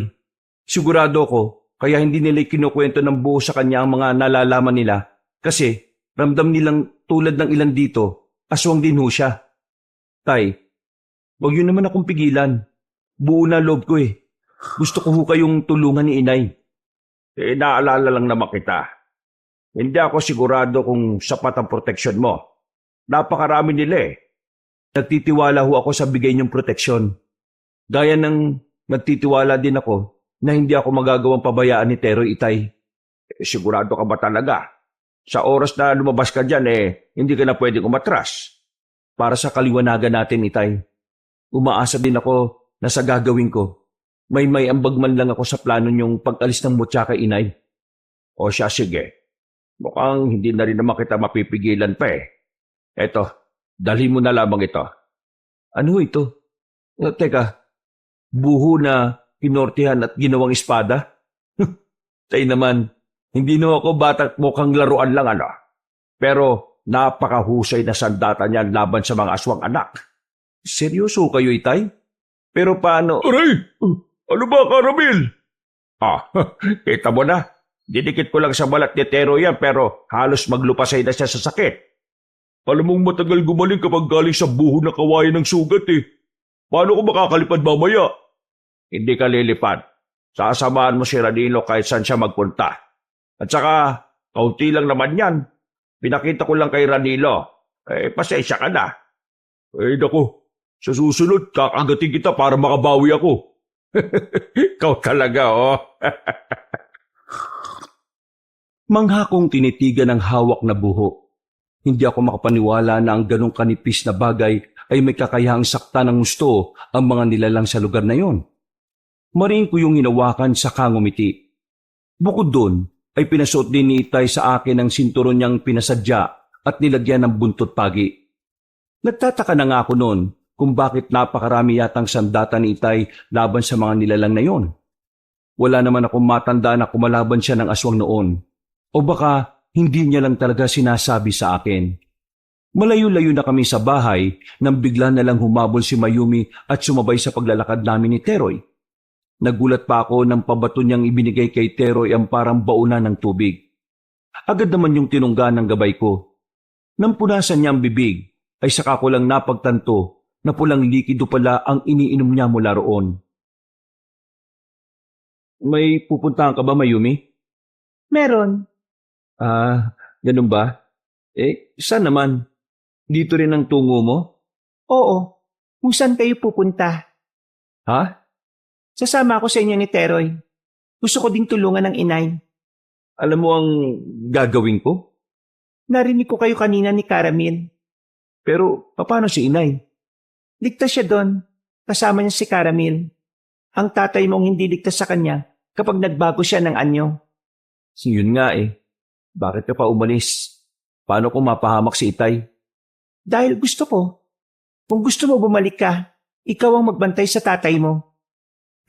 Pilosopo ka pa ng lagay na yan, ha? Hayaan mo na. Babalik naman ako mamaya bago magdilim eh. Yun din ang sinabi ko kay inay kanina. Babalik ako kagad. Hindi mo naman kailangan gawin to, Mayumi eh. May mga itatanong din ako sa'yo. Hindi ko pwedeng itanong sa harapan ni inay. Talaga? Ano naman yun? Mamaya na lang. Sus, pinapaisip mo pa ako eh. Ang dami ko nang iniisip ngayon eh. Sige, kung ayaw mo magtanong, ako na lang magtatanong sa'yo. Ano naman ang may tutulong mo sa amin kung sakali, ha? Tagapukpok sa ulo ng mga hindi sasagot sa tanong mo. Ano? Mayumi, hindi mo pwedeng idaan palagi sa init ng ulo mo. Mga tao ang kakausapin ko, hindi mga halimaw. Ibig sabihin, hindi ko sila pwedeng saktan? Tama. Lalo na yung mga matatanda. O sige, susubukan ko. Marina kong napapikit at napabuga ng hangin. Nasa pagitan ako ng dalawang nilalang na parehas walang damdamin. Umasa na lang ako na magiging maayos ang lahat kahit ganun silang dalawa. Ang hirap nga lang kumilos kapag sila ang kasama ko. Hindi sila marunong umiti man lang o tumawa. Lahat ng ginagawa o sinasabi nila, Literal. Pakiramdam ko, kahit isang linggo ko lang silang makasama ng kami-kami lang, magiging katulad na din nila ako. Sa tulong ni Teroy, ay natuntun namin ang bahay ng mga taong nananatiling nakatira sa baryo. Matanda ng karamihan sa kanila, na kahit sa kabila ng delikadong sitwasyon sa baryo, pinili nilang huwag umalis doon. Katwiran nila ay doon na sila ipinanganak at tumanda, kaya doon din sila mamamatay. Walang sino man, kahit patulad ni Kapitan ang makakapagpaalis sa kanila doon. Maayos naman nila akong pinatuloy sa mga tahanan nila at kinausap na maayos. Kalaunan, napagtagpi-tagpi ko ang mga detalyeng nalaman ko mula sa kanila. Hindi man 100% pero kahit papaano ay nagkaroon ng kalinawan ang mga tanong namin ni Itay. Madilim na pala. Hindi natin namalayan ng oras. Naparami yata ang bahay na pinuntahan natin, Teroy. Napunta naman natin lahat, Ranilo. Karamihan nga sa kanila matatandaan eh. Ay, hindi ko lang maiwasang maawa sa kanila. Iniwan sila ng ibang kapamilya nila para magpasakop kay Kapitan.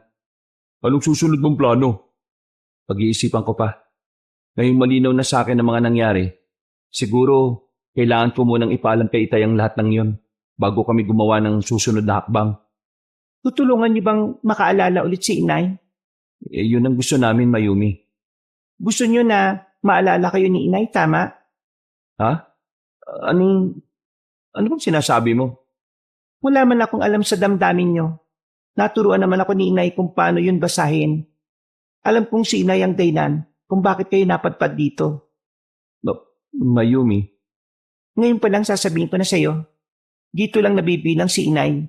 Hindi niyo siya pwedeng dalhin sa ibang lugar dahil sa kalagayan niya. Kaya nga kami gumagawa ng paraan para maalis yun, di ba? Ayaw mo bang maalis ang pagkaswang niya? Ganun ko na siya nakilala. Wala naman kaming naging problema. Mayumi. Kailangan na natin magmadali. Nararamdaman ko ng presensya ng mga aswang sa paligid. Mayumi, mahal ko! Akalain mo nga naman, magkakasalubong pa tayo. Alam mo bang maghapon ko kayong hinahanap nitong pinsan mo? Magaling ka na, Brando. Gusto mo na naman ng panibagong sugat? Kakaiba talaga ang tapang mo no? Hindi ka malang natatakot na baka kaninong umaga na yung huling pagkakataon na nakita at nakasama mong inay mo? Ako lang ang kailangan mo, Brando. Huwag mong idamay si Mayumi dito kung ayaw mong masaktan. Aray! Braso ko! Bitiwan mo! Huwag kang makialam, duwag na lalaki. Si Tito Dominador na ang bahala sa'yo at sa tatay mo. Ako naman ang bahala kay Mayumi. Napakabango mo talaga, mahal ko. Ang tagal-tagal ko nang nagtitimpi sa'yo. Ngayon na nagbigay na ng hudyat si Tito para tikman kita. Hindi ko na palalampasin yon. Wow! Palabang ka ha? Gusto ko yan. May patulak-tulak ka pa. Huwag mo kong dikitan. Ang baho ng hininga mo. Masasanay ka din. Muli sanang yayakapin ni Brando si Mayumi nang ihampas ko sa kanya ang dala kong buho. Agad siyang napaigik sa kirot. Umusok ang balat niya habang nasusunog. Tuluyang nawala kay Mayumi ang atensyon niya. Hindi siya makanda-ugaga kung paano hahawakan ng sugatang likuran. Taray! Ayop kang dayo ka! Anong ginawa mo sa akin? Huwag mo nang lalapitan si Mayumi kahit kailan. Sa susunod, hindi lang yan ang aabutin mo sa akin. Sa bilis ng naging pagkilos ni Brando, hindi ako nakapaganda. Namalayan ko na lang na nakaangat na ako mula sa lupa. Sakal-sakal niya ako at parang papel lang na iniangat sa ere.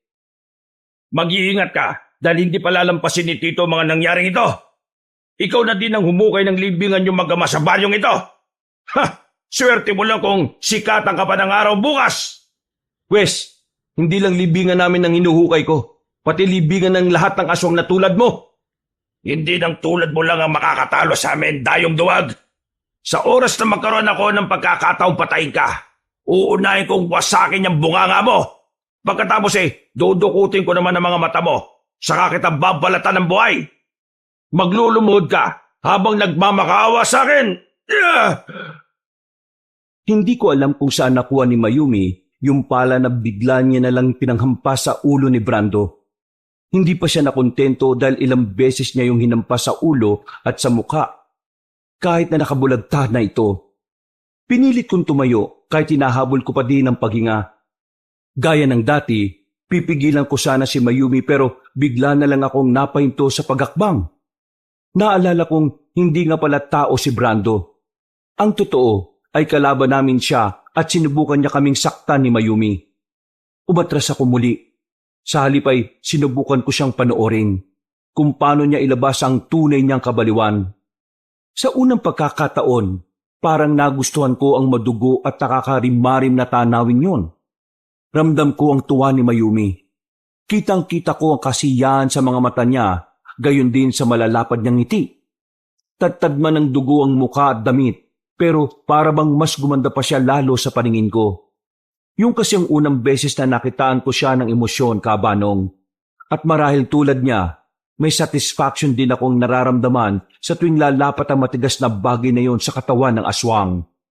Hindi ko lang inaasahan na ibaon niya ng tuluyan ang dulo nun sa leeg ni Brando.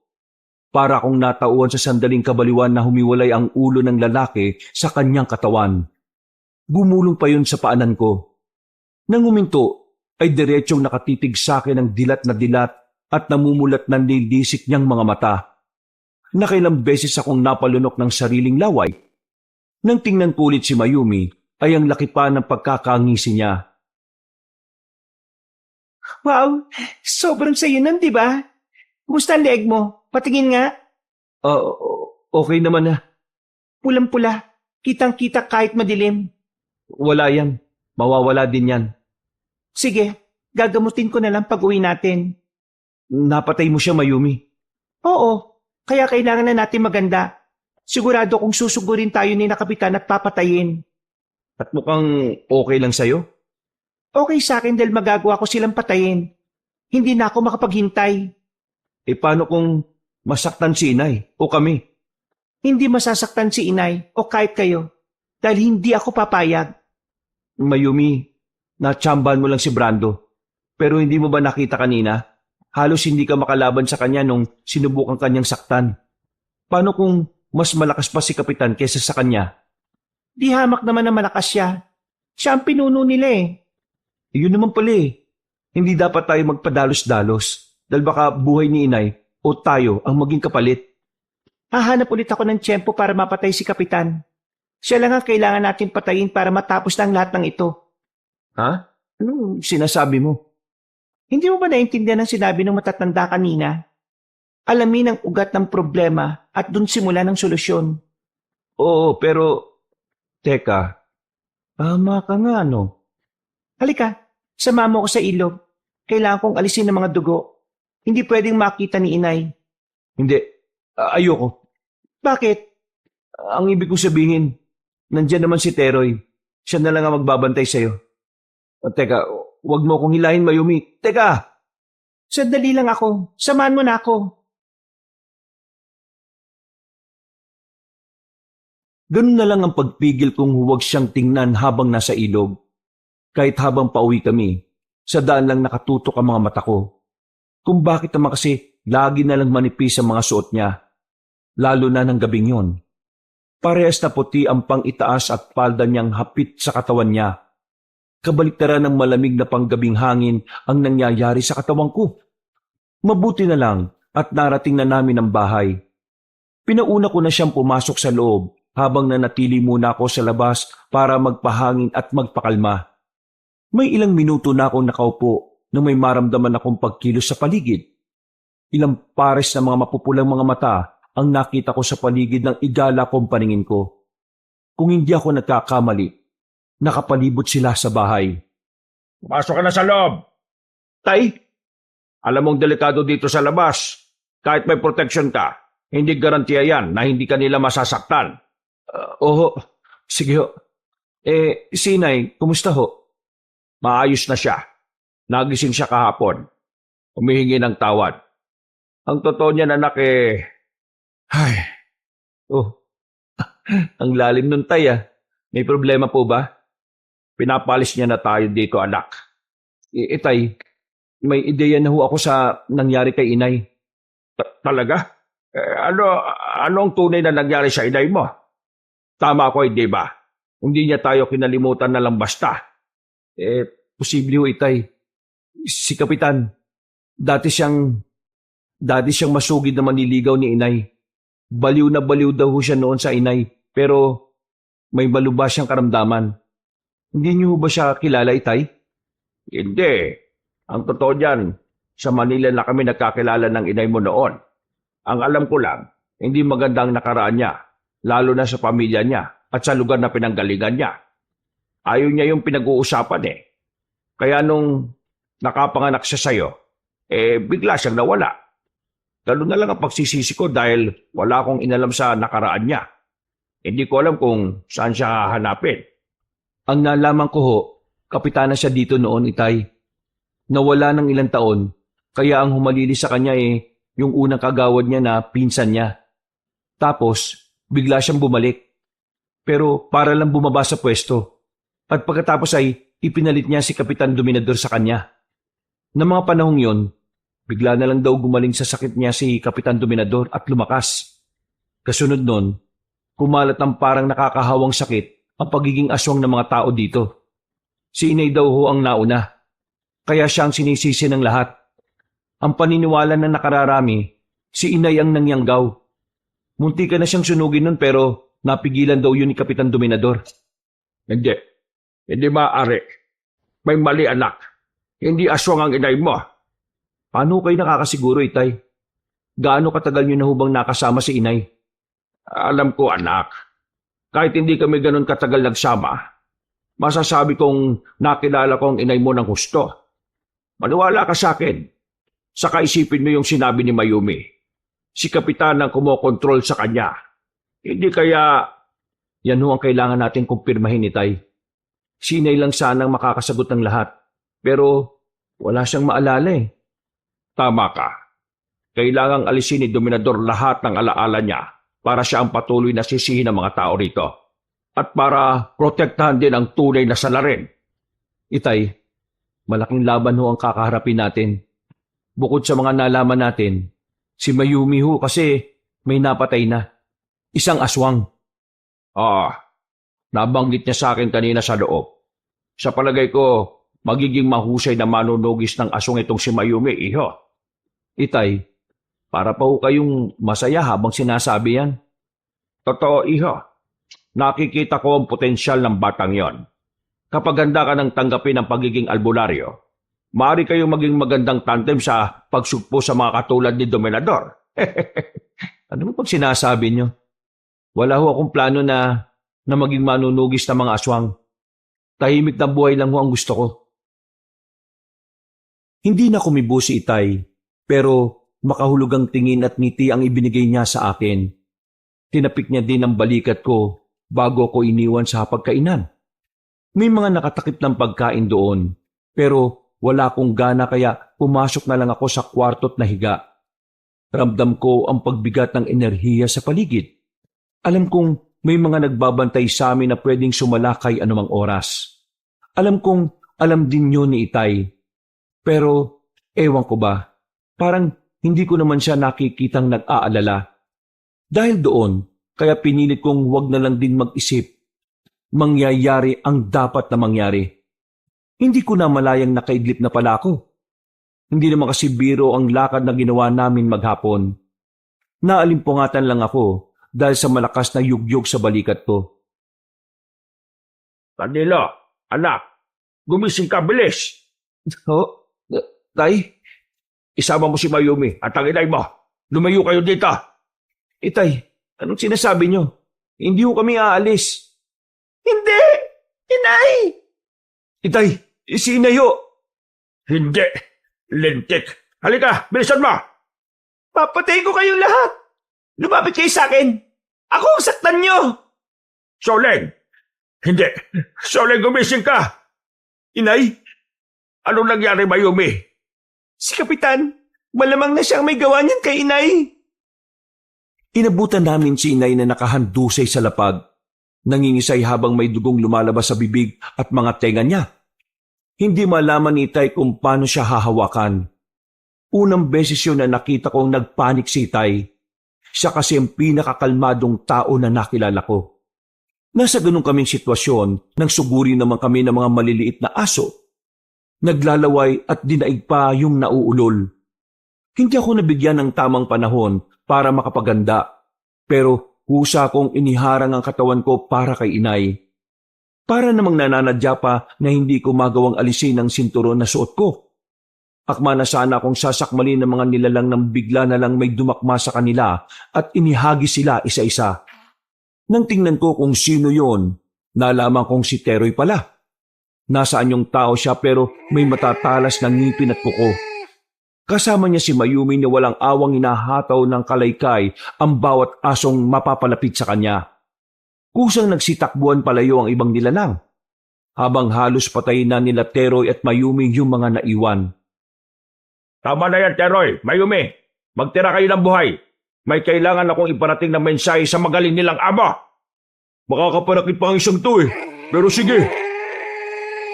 Malakas na umangil ang aso nang bigla na lang baliin ni Teroy ang muso niya at atakin yon. Sa kanya palang ito inilapit kay Itay. Napangiwi ako. Tsaka ko lang napagtanto ang itsura ng bahay. Kung dati siguro, baka nakasok-asokan na ako ng tagpong yon. Paano'y punong-puno ng dugo ng mga aswang ang buong sala ng bahay. Ganon din ang nagkalat na laman at utak ng ilan sa mga ito. Kayo mga halimaw, sigurado ako mga alagad kayo ni Dominador. Inutusan ba kayo ng magaling yung amo na patay kami? Ha? Ha! Pues, iparating mo to sa kanya. Ang sabihin mo, siya ang pumunta dito at harapin ako. Huwag siyang duwag na nagtatago sa anino ng mga alipores niya dahil kapag ako pa nagpunta sa kanya, sisiguraduhin ko na maaabo siya. Nakahanda na kami ng gabing yon sa magiging pag-atake ng mas marami pang aswang kasama si Kapitan. Yun nga lang, hindi pa kami nagkasundo ni Itay. Mabuti na lang at naroon si Teroy para mamagitan sa aming dalawa. Ang gusto ko lang maging ligtas na kayo. Hindi tayo pwede mamatay lahat dito. May aalis kayo ni Teroy dito nang hindi kayo napapahaba. Di ba, Teroy? Oo, pero alam mo naman na pwede ko lang gawin yon kapag sobrang delikado ng sitwasyon at para sa inyong dalawa lang ni Ranilo. Hindi pwedeng may iwan. Ramil! Ramil! Soleng! Teka, tinawag mo kong Ramil lang? Ramil, tulungan mo ako. Ang anak natin. Kukunin nila si Ramil. Kukuhain nila siya. Ramil! Nandito ako, Soleng. Diyos ko, naalala mo na ba ako, ha? Dumilat ka. Naririto na ako. Hindi kita pababayaan kahit na kailan. Soleng, ano nangyari? Soleng! Nananaginip lang siya. Masyadong mataas ang lagnat niya kaya ganon. Madalas siyang magkaganyan kapag nakakasakit. Ibig mong sabihin, nakakasakit ang inay kahit aswang siya? Maraming beses niyang sinubukang pigilan ng pagkain ng sariwang laman. Sa tuwing gagawin niya yon, nakakasakit siya ng malubha. At madalas siya kamo akong tawagin. Tama ho kayo. Kung ganon, paano hindi niya ako makilala? Kaya nang malaman ko na ikaw si Ramil, alam ko nang hindi lang kayo naririto para maghanap ng matitirhan. Ikaw ang madalas na banggitin ni Inay. Asawa ka ba niya? Ha? Oo eh. Ang tagal ko siyang hinanap. Hindi ko alam na ganito na ang pinagdaraanan niya. Wala akong kwentang asawa. Itay, Sumunod ka sa akin, Danilo. Ito na lang ang magagawa ko para sa nanay mo. pero Itay, Teroy, bilang gabay ko at tagapaglingkod, inuutosan kitang iligtas na Soledad, Ranilo at Mayumi. Ilayo mo sila sa lugar na ito at huwag nang ibabalik kahit kailan. Protektahan mo si Soledad sa abot na makakaya mo. pero Karamil, Teroy, uulitin ko pa ba? sige, masusunod Karamil. Hindi Itay, huwag niyo naman gawin to. Pwede naman tayong lumaban. Wala kasiguraduhan ko magtatagumpay tayo. Kapag naialis na kayo ni Teroy dito, yun ang sigurado ako. Bakit hindi na lang tayong umalis lahat, Itay? Kesa nagbabangayan tayo dito. Umalis na ho tayo. Sumama kayo. Hindi. Kailangan kong harapin si Dominador sa lahat ng ginawa niya sa inay mo. Itay, wala nang ibang mahalaga ngayon kung hindi ang magkakasama tayo. Nangyari na hong nakaraan. Hindi ba mas mabuti kung aalis tayo ng magkakasama at magsimula ng bagong buhay? Hindi mo ko naintindihan, Ranilo. Sige na, umalis na kayo. Yan na, Ranilo. Sundin na lang natin ang nais ng itay mo. Hindi natin siya pwedeng suwayin. Maigpit akong niyakap ni Itay noon at saka tuluyang iniwan. Sa akin niya ibinigay ang walang malay na katawan ni inay. Hindi ako makapaniwala na ganun kadali lang siyang magdesisyon na ialay ang buhay niya. Kahit anong unawa ko, ang nangingibabaw sa isip ko noon ay mga katanungang tulad ng hindi ba ako mahalaga sa kanya para gawin niya yon. Ang akala ko'y mahal na mahal niya si inay, pero bakit iiwan niya kung kailan nahanap na niya? Hindi ko alam kung anong klaseng orasyon ang ginawa ni Teroy, pero nang lumabas kami ng bahay at maglakad palabas ng baryo, ni isa sa mga aswang na pagala-gala ay hindi kami pinakialaman. Alam ko na nakikita nila kami, pero parang natural lang ang lahat. Ako ang may bitbit kay inay at malayo ang nilakad namin. Pero hindi ko naramdaman ang pagod. Mas lamang na para akong nakalutang. Hindi matanggap ng isip ko na yun ang huling beses na makikita ko si Itay. Nang makalampas kami sa arko ng baryo ay marahang kong inilapag si inay sa malinis na damuhan. Naroon naman si Mayumi para humalinis sa akin. Oh, saan ka pupunta? Bantayan mo sila maigi, Teroy. Babalikan ko si Itay. Ano? Teka muna. Hindi mo maaaring gawin yan. Pwede ba? Sundin mo ang utos ko? Gabay din kita, di ba? Oo, pero mas may otoridad si Caramel kumpara sa'yo. Ano? Hindi totoo yan, Teroy. Ikaw ang nagsabi noon, walang nakakalamang sa amin ni Itay. Sinabi ko lang yun dahil yun ang sabi ni Ramil. Dahil umaasa siya na baka yakapin mo ang pagiging albularyo kapag naging patas ang trato ko sa inyong dalawa. Kapag nakukuha mo ang kaparehong gabay na naibigay ko sa kanya. Ano? Pero kung tutusin, hanggat hindi ka nagiging ganap na albularyo, hindi mo ako magiging gabay ng tuluyan. Kaya hindi ako makikinig at susunod sa iyo ngayon. Pwes bahala ka. Ligtas naman na si Inay at Mayumi. Babalikan ko si Itay. Hindi ko maatim na mabuhay na may dalang guilt sa dibdib ko. Ako ang dapat na naroon kasama si Caramel. Ako ang gabay niya na dapat pumrotekta sa kanya. Kaya dito ka lang. Antayin mo kami. Ipinapangako ko sa iyo. Ligtas na makakabalik si Caranilo. Hindi na ako nakapagsalita pa dahil lumipad na siya ng tuluyan. Naiwan ako napapaisip at nababahala. Lulugo-lugo akong lumapit kina Inay at Mayumi. Pasalampak akong naupo sa lapag. Tulala sa mahabang daan papunta sa baryo. Hindi ka na aalis? Hindi na. Dito na lang ako. Maghihintay. Umaasa ka na babalik sila? Oo. Kapag nangako si Teroy, tinutupad niya. Kailangan ko ang Itay. Ngayon pa lang ako makakabawi sa lahat ng sakripisyo niya para sa akin. Kaya hindi siya pwedeng mamatay. Anong mangyayari kapag namatay siya? Hindi ko alam.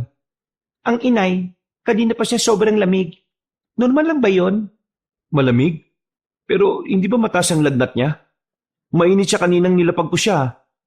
Kabaliktaran na siya ngayon. Ano? Sandali nga, kakapay ko siya. Aba, oo nga no. Bakit para siyang nagyayelo? Yung labi niya, nangingitim na din. Anong nangyayari? Sandali, wala siyang pulso. Hindi maaari ito. Lumayo ka. Higa natin siya ng maayos. Isi-CPR ko siya. Kunot noong lumayo si Mayumi sa amin, kabanong. Ako naman, hindi mapigilang panginigan ng kamay habang isinasagawa ang pagsi-CPR kay inay. Napakatigas na ng katawan niya. Halos wala na siyang pinagkaiba sa isang bangkay. Hindi ako huminto sa pagsubok na buhayin siya. Halos maghalo-halo na ang pawis, luha at sipon ko noon. Iisa lang ang tumatakbo sa isip ko. Walang pwedeng mamatay sa pamilya namin. Hanggang sa kusa na lang sumuko ang katawan ko. Hindi ko na kinaya. Ayaw pa ng isip kong huminto pero bumigay na talaga ang katawan ko. Napalood na lang ako at napayukyok sa mga tuhod ko. Isa akong psychologist, pero hindi sa lahat ng oras kaya kong kontrolin ang emosyon ko. Tao lang din ako at may kahinaan. Gaya ng sandaling yon. Habang tinititigan ko ang walang buhay na katawan ni inay, wala akong magawa kung hindi ang umiyak na lang. Umiiyak ka ba dahil patay na si inay? Ano bang kararamdaman mo? Matinding lungkot at panghinayang. Hindi niya man lang ako nakilala bilang tunay niyang anak. Ikaw, Mayumi, sabihin mo, may nararamdaman ka ba ngayon? Meron. Matinding galit. Gusto kong pumatay. Gusto kong patayin si Kapitan. Paubayan na natin kina Itay at Terry ang tungkol doon. Dapat sumama ako sa kanila. Pero ayos na din. Napatay ko naman si Brando. Sumapit ang umaga hanggang tanghali.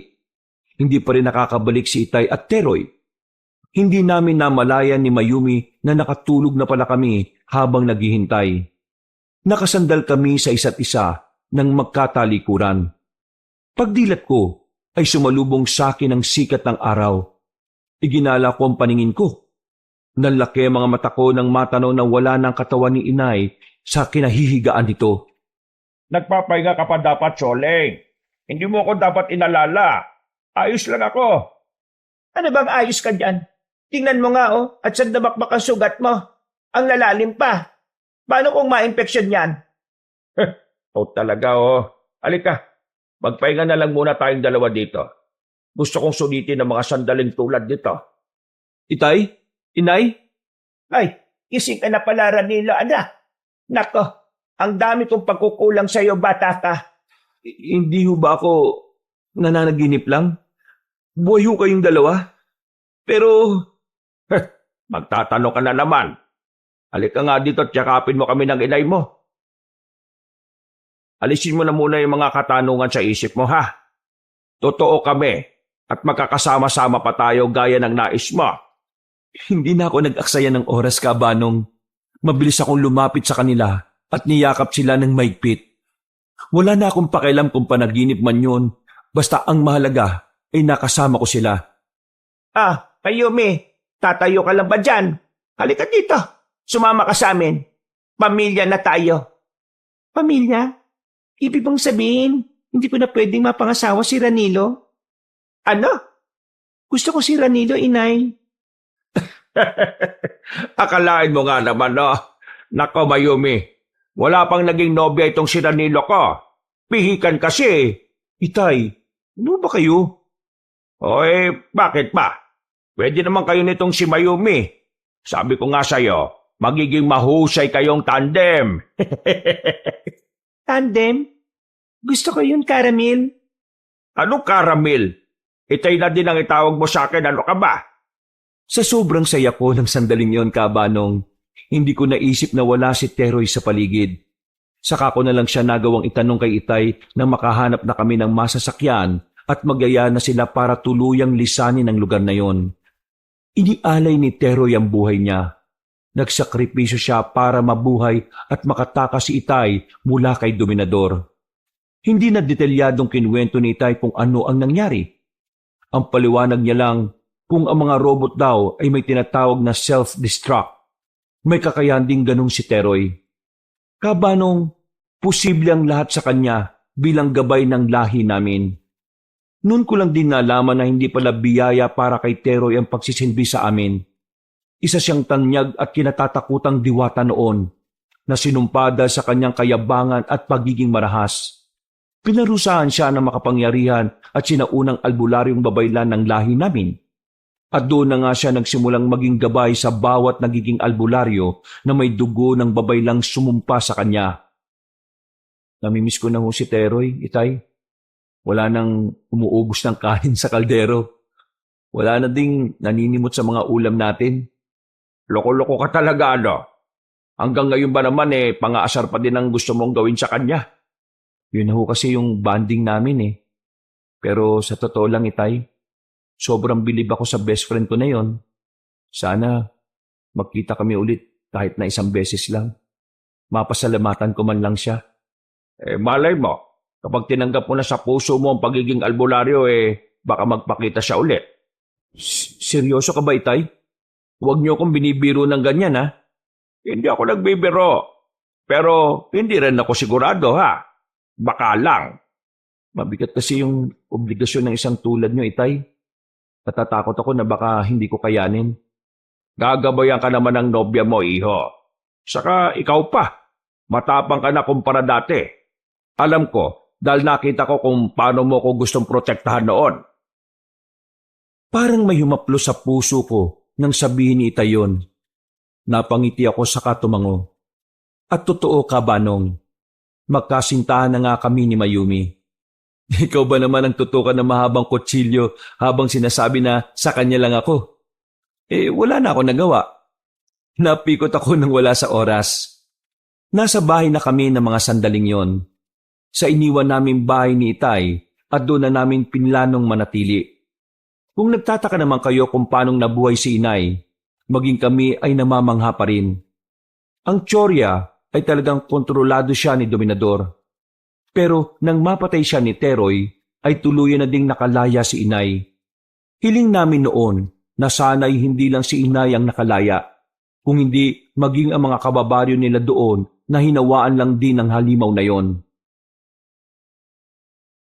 Nung gabing nalaman ko na nasundan ako ni Dominador, takot ako na baka mapahama kayo mag-ama. Iba na kasing itsura niya nun at hindi maikakailang malakas siya. Napilitan akong sumama sa kanya nang hindi nakakapagpaalam man lang sa inyo. Nung sumunod na gabi ko na lang nalaman na hinawaan niya na pala ako ng pagkaaswang. Wala na din ako maalala noon. Kahit pangalan ko hindi ko alam. Nakipagkasundo pala siya sa isang mangkukulam na aswang para pagalingin siya sa sakit niyang lupus. Bilang kapalit, kailangan niya mag-alay ng ilang kaluluwa at ipalaganap ang lahing aswang. Huwag ka mag-alala. Hindi ka na niya masasaktan ngayon, Soleng. At wala na makakapagpahiwalay pa sa pamilya natin. Pasensya na kayo sa akin, ha? Hindi ko lang mapigilan sa tuwing maalala ko. Malinaw na malinaw pa sa isip ko ang lahat. Makikinig kami palagi sa iyo hanggang sa hindi mo nakatakutan ng nakaraan. Siguro makakatulong ang sumama ka sa amin sa bundok nitong si Ranila. Magsisimula na siya ng training niya bilang mahusay na albularyo. Talaga? Masaya ako para sa iyo, iho. Mabuti ang naging desisyon mo, anak. Gusto ko na rin kasing pagpahingahin si Itay sa kanyang panggagamot at mag-focus na lang sa inyo, Inay. Alam ko na hanggat hindi niya yan naipapasa sa akin, hindi siya titigil Mabuti naman at nakahalata ka rin bata ka ano? Ramil, ka ba? Maya ka nga sa anak mo. Matatanda na tayo. Aba, walang hiya-hiya. Gagawa pa nga tayo ng another baby boy Aray ko naman, masakit yun Hindi lang kurot nga abutin mo. Magtigil ka nga. Matyagang itinuro ni Itay sa akin ang lahat ng nalalaman niya. Paunti-unti ay nagawa ko na ding manggamot. Nakatulong pa sa akin ang kaalaman ko sa pagiging psychologist dahil naipaghihiwalay ko ang mga taong kailangan ng tulong ko bilang albularyo sa mga taong kailangan ako mentally. Isang araw, nagising akong tila may katabing malambot na bagay sa higaan. Hindi pamilyar ang amoy niya dahil mabango yun na parang bulaklak. Ang sarap pa ng tanday ko noon sa kanya. Nang sa pagdilat ng mga mata ko, ay nagkagulatan pa kaming dalawa. Ganun na lang ang sigaw ko nang bumungad sa akin ang mukha ni Teroy. Dagya ka naman Ang baho ng hininga mo, Ranilo. Teroy, bumalik ka? Totoo nga sinabi ni Itay. Nagbalik ka na nga. Oo na. Uy, teka. Bukang yayakap. Ang awkward. Awkward ka dyan. Teka nga, parang may bago sa iyo Tama, ikaw nga yung humahalimuyak. Ang bango mo, amoy sampagita ka. Kaninong libing ka ba nang galing Luko-luko, ako talaga to. Tumawa ka na din. Ikaw ba talaga yan, Teroy? Ako nga. Pero hindi ako naparito para maging gabay mo o kahit na sino. Pumunta lang ako para magpasalamat sa inyo ni Caramil. Kung hindi dahil sa pagsasakripisyo ko, hindi matatapos ang sumpa sa akin. Kailangan ko lang palang ialay ang buhay ko ng bukal sa puso ko. Masyado na kasi kayong napamahal sa akin kaya ganun. Hindi ka na rin ba aswang? Hindi na. Ibinalik na sa akin ang pagiging diwata ko. Huwag ka mag-alala. Bibigyan kita ng access para makapunta sa mundo ko. Hindi ka lang pwede magtagal dun Teroy, masaya ako para sa iyo, brother. Kaya mo na ngang yakapin kita? Oo na, sige na nga. Malalaking tao Oo nga pala. Pwede bang humiling? Ano?